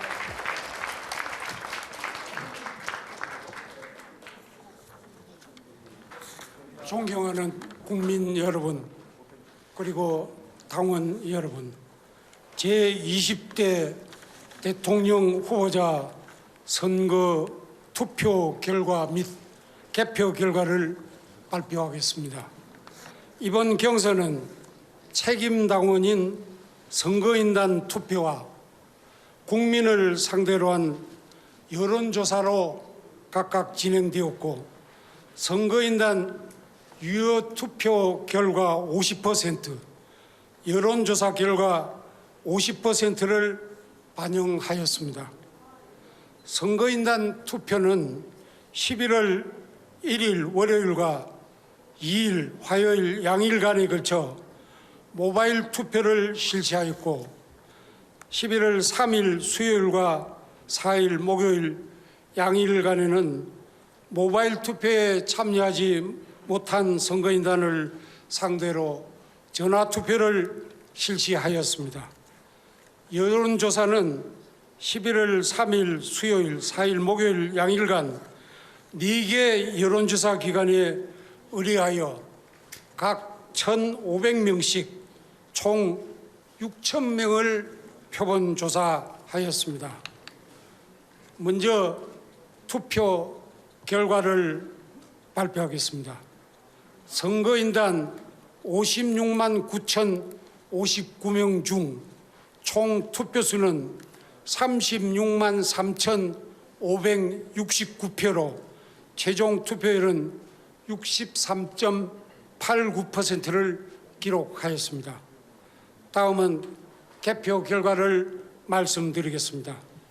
선거인단 득표수와 여론조사 결과 지지율 및 이를 환산한 득표수 그리고 이들을 총 합산한 득표수와 득표율을 순서대로 발표하겠습니다.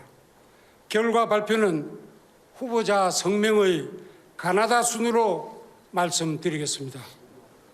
원희룡 후보, 선거인단 결과 11,487표, 여론조사 결과 3.19%, 환산 득표수는 11,598표, 이를 최종 합산한 결과 23,085표, 득표율은 3.17%입니다. 다음은 유승민 후보, 선거인단 결과 15,529표, 여론조사 결과 10.67%, 환산 득표수는 38,775표, 최종 합산 결과는 54,304표입니다.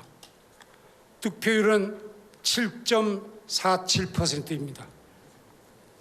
다음은 윤석열 후보, 선거인단 결과 21만 34표, 여론조사 결과 37.94%, 환산 득표수는 13만 7,929표, 최종 합산 결과 34만 7,963표, 득표율은 47.85%입니다.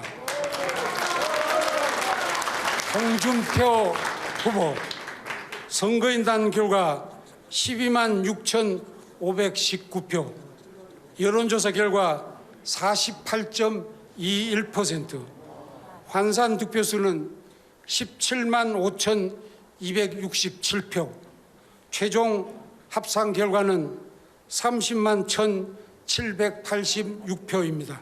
득표율은 41.50%입니다. 그럼 개표 결과에 따른 국민의힘 제20대 대통령 후보자를 발표하겠습니다. 국민의힘 제20대 대통령 후보자로 최고 득표를 기록한 윤석열 후보가 선출되었음을 선포합니다. 국민 여러분, 그리고 당원 여러분, 저희 국민의힘 제20대 대통령 후보가 드디어 최종 결정되었습니다. 대선 승리를 위한 힘찬 발걸음을 응원해 주십시오.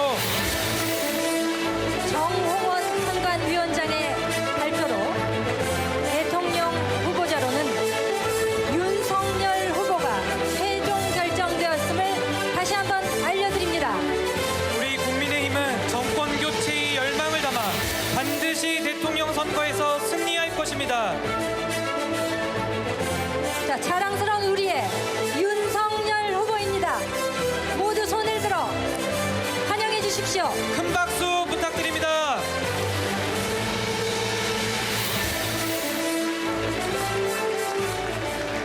이제 드디어 희망찬 항해를 출발하고 있습니다.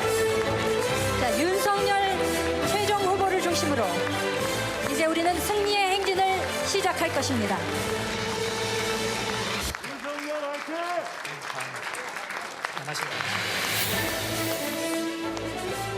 네. 자, 국민의힘 제2차 전당대회 드디어 최종 후보가 결정이 되었습니다. 국민 여러분들께 최종 후보 윤석열 후보께서 감사의 인사 말씀을 드리도록 하겠습니다. 단상 앞으로 나와주시기 바랍니다. 큰 박수로 환영해 주십시오.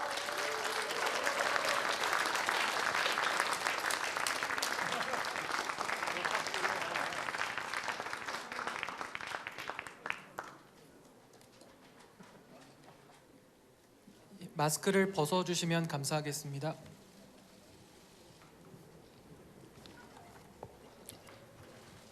존경하는 국민 여러분, 우리 사랑하는 국민의힘 당원 동지 여러분, 국민의힘 대통령 후보로 선출된 윤석열입니다.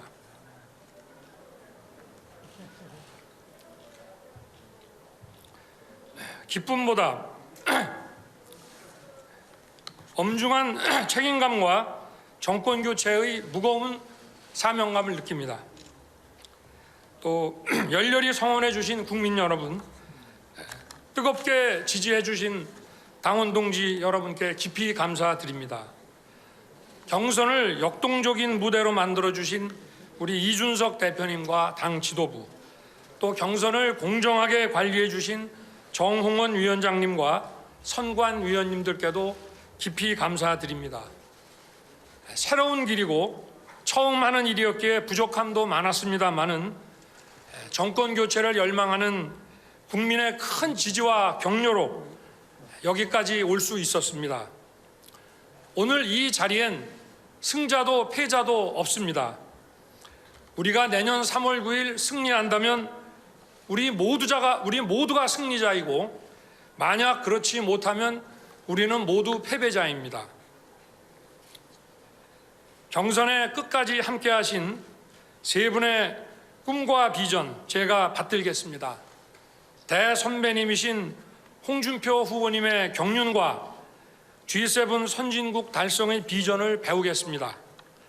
경제 전문가 유승민 후보님의 디지털 인재 100만 양성 일자리 공약에 최우선으로 반영하겠습니다. 또 대장동 1타 강사 원희룡 후보님의 국가 찬스 허락해 주신다면 제가 쓰겠습니다.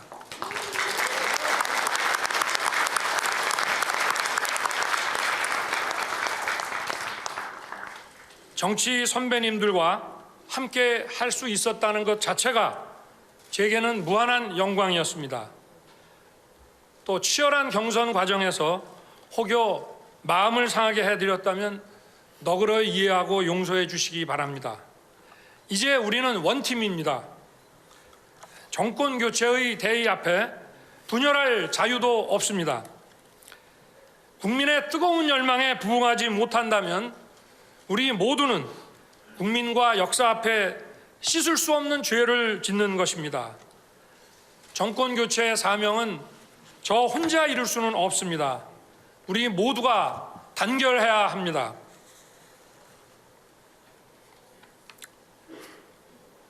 존경하는 국민 여러분, 사랑하는 당원 동지 여러분, 우리 국민의힘이 다시 살아나고 있습니다. 당의 변화와 혁신을 바라는 민심은 헌정사상 처음으로 30대 청년을 당대표로 세워주셨습니다. 우리 당은 청년들의 지지를 받는 정당으로 거듭났습니다.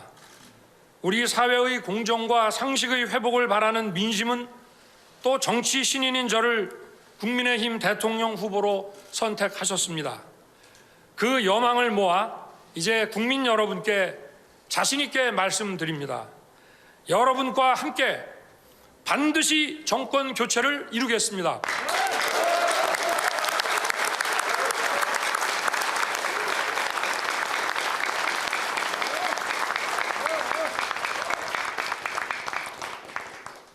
저를 정치로 부른 국민들의 뜻을 늘 가슴에 새기고 있습니다. 정치권 눈치 안 보고 공정한 기준으로 사회 구석구석 만연한 특권과 반칙을 바로 잡으라는 명령입니다. 대장동 게이트에서 보듯 거대한 부패 카르텔을 뿌리 뽑고 기성 정치권을 개혁하라는 것입니다. 내 편, 내 편 가르지 않고 국민을 통합하라는 것입니다. 이것이 저 윤석열의 존재 가치이고 제가 나아갈 길입니다. 저는 사람에 충성하지 않고 국민에만 충성한다는 신념으로 살아왔습니다. 공직자는 늘 국민을 대할 때 정직해야 한다는 그 원칙을 가지고 뚝심 있게 걸어왔습니다. 저희 경선 승리를 이 정권은 매우 두려워하고 뼈아파할 것입니다. 조국의 위선, 추미애의 오만을 무너뜨린 공정의 상징이기 때문입니다. 문재인 정권의 정당성을 무너뜨리는 치명적인 아픔이기 때문입니다. 이 정권은 집요할 정도로 저를 주저앉히고자 했습니다. 저 하나 무너뜨리면 정권이 자동 연장된다고 생각하고 오래전부터 탈탈 털었습니다. 앞으로도 미련을 버리지 않고 계속될 것입니다. 그러나 어떠한 정치 공작도 저를 무너뜨릴 수 없습니다. 어떠한 정치 공작도 국민의 정권 교체에 대한 열망을 무너뜨릴 수 없습니다.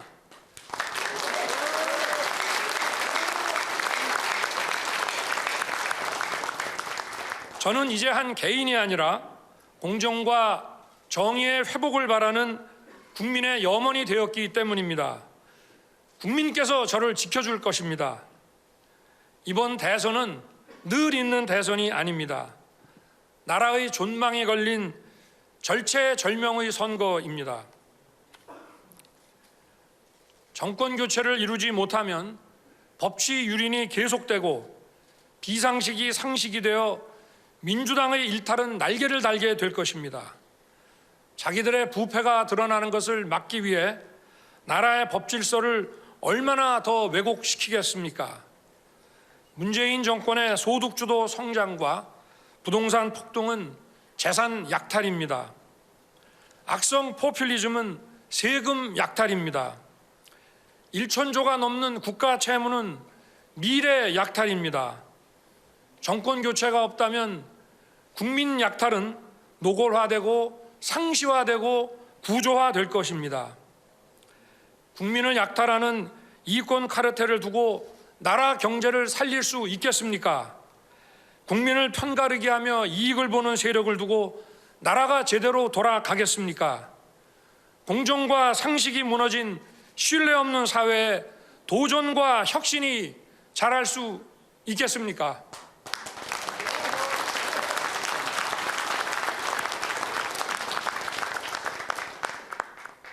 내년 3월 9일을 여러분이 알고 있던 자랑스러운 대한민국이 돌아오는 날로 만들겠습니다. 우리가 알고 있던 법치가 돌아오고, 우리가 알고 있던 공정이 돌아오고, 우리가 알고 있던 상식이 돌아오는 날로 만들겠습니다.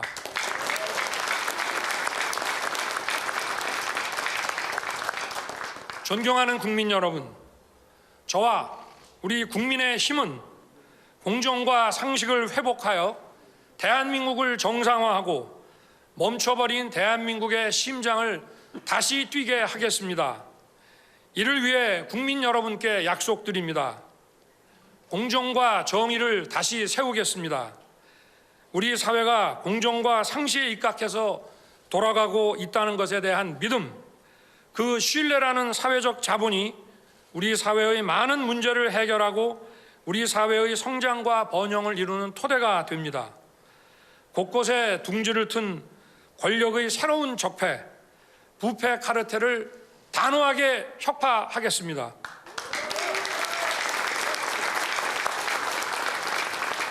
반식으로 결과가 왜곡되는 사회는 도전과 노력을 죽게 만드는 사회가 됩니다. 기득권의 세습을 차단하여 끊어진 계층 이동의 사다리를 다시 잇겠습니다.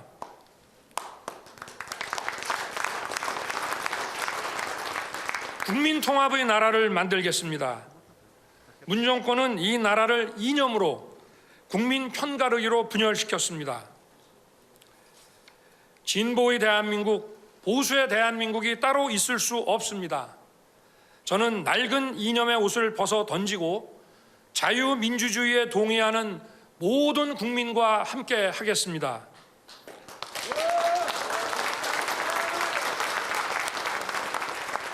지역, 계층, 성별, 세대의 차이를 뛰어넘어 화합할 때 안정적인 국가 발전을 기약할 수 있습니다. 대한민국의 성장 엔진을 다시 가동하겠습니다. 시장은 만능이 아닙니다. 그렇다고 과거의 국가 주도 경제로 돌아갈 수는 없습니다. 일자리를 만드는 것은 기업의 창의와 혁신입니다. 저는 불필요한 규제를 혁파하고 AI 등 4차 산업혁명을 이끄는 기업에 지원을 집중하여 떨어진 잠재 성장률을 다시 끌어올리겠습니다. 성장과 분배는 한 몸입니다. 성장을 해야 양질의 일자리가 생기고 복지에 쓸 곳간도 채워지는 것입니다. 복지는 국가의 책임입니다. 아무리 공정한 경쟁을 보장한다 해도 모두가 승리자가 될 수는 없습니다.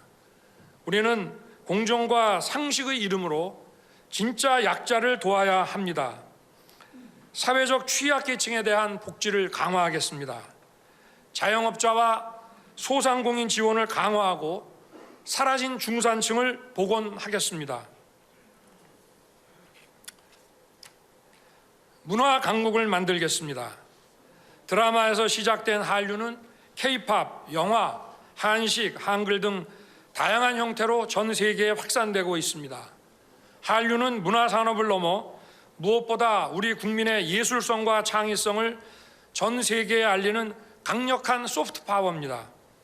정부는 지원하되 간섭하지 않음으로써 세계 속의 문화 강국으로 발돋움하도록 하겠습니다. 창의성 교육을 강화하겠습니다. 창의성은 미래의 경쟁력입니다. 우리의 소중한 아이들은 창의성을 갖고 자라나야 합니다. 교육 혁신으로 4차 산업혁명 시대를 철저히 대비하겠습니다. 국민이 안심할 수 있는 든든한 안보 체계를 구축하겠습니다. 저는 국제사회와의 철저한 공조를 통해 북한 비핵화를 더 효율적으로 추진하겠습니다. 우리와 민주주의 가치를 공유하는 국가들과의 협력을 강화하고 국익 우선의 실용 외교를 펼치겠습니다. 존경하고 사랑하는 국민 여러분, 저 윤석열 경청하고 소통하는 대통령이 되겠습니다. 정치의 본질은 다양한 이해, 가치와 신념의 차이가 빚어낸 갈등을 해결하는 것입니다. 전체주의 국가에서는 지도자의 독단으로 문제를 정리하나 민주주의에서는 오직 대화와 타협만이 해결책입니다. 국민의 말씀을 경청하는 대통령이 되겠습니다. 또 책임지는 대통령이 되겠습니다. 이념에 사로잡혀 전문가를 무시하는 지도자는 더 이상 필요 없습니다. 진영과 정파를 가리지 않고 실력 있는 전문가를 발탁해 권한을 과감하게 위임하되 그 결과에 대해서는 분명히 책임지는 대통령이 되겠습니다. 제 사전에 내로남불은 없을 것입니다.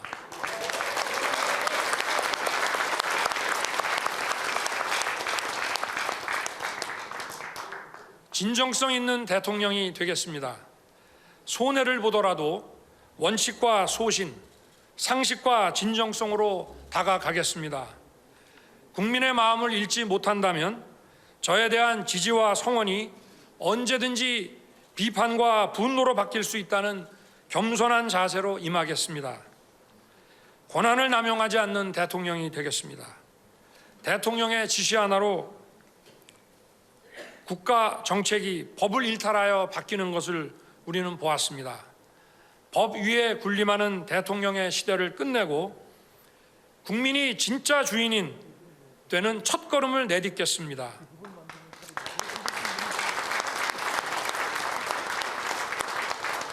존경하는 국민 여러분, 코로나로 인해 얼마나 고생이 많으십니까?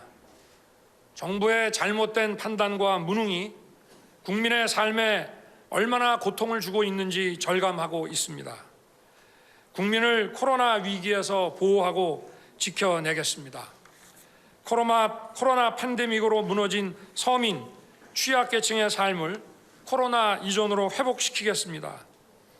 이 정권의 편가르기로 인한 국민의 아픔도 그에 못지 않았습니다.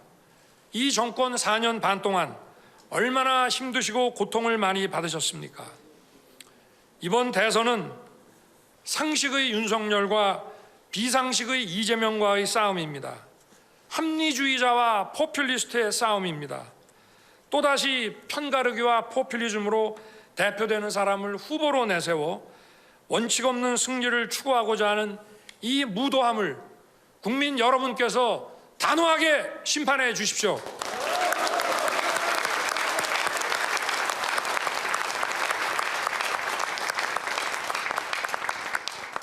기득권의 나라에서 기회의 나라로, 약탈의 대한민국에서 공정의 대한민국으로 바꾸겠습니다.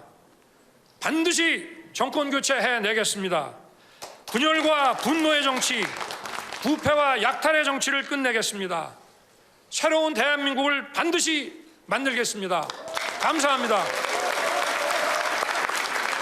예, 후보자로 선출되신 윤석열 후보자님의 인사 말씀 잘 들었습니다. 네, 이 국민의힘의 최종 후보 윤석열 후보가 선출이 됐습니다. 어떻게 보면 대진표가 이렇게 좀 짜였다라고 볼 수 있을 텐데 이 조금 전 윤석열 후보의 수락연설 반드시 정권 교체를 이루겠다라고 얘기를 했고요. 이 대장동 사건을 얘기를 하면서 부패 카르텔을 혁파하겠다라고 굉장히 힘줘서 수차례에 걸쳐서 이 언급을 했습니다. 그리고 하나 눈길이 갔었던 게 대선배인 이 홍준표 후보의 이 비전을 배우겠다라고 얘기를 했고 이 상대 민주당 이재명 후보에 대해서는 이 상식의 윤석열과 비상식의 이재명 그리고 합리주의자 윤석열과 이 포퓰리스트 이재명의 이 대결이다라고 이 본인이 이번 선거를 좀 그렇게 이 프레임을 규정을 하는 모습이었었는데요. 이 거듭 말씀드립니다만 이 오늘 국민의힘의 이 최종 대선 후보가 이 확정이 되면서 이 정말 내년 3월 이 대선 대진표가 확정이 됐습니다. 저희는 이 짜여진 대선 대진표를 들고 다음 시간에 좀 더 알찬 소식 들고 찾아볼 수 있도록 하겠습니다.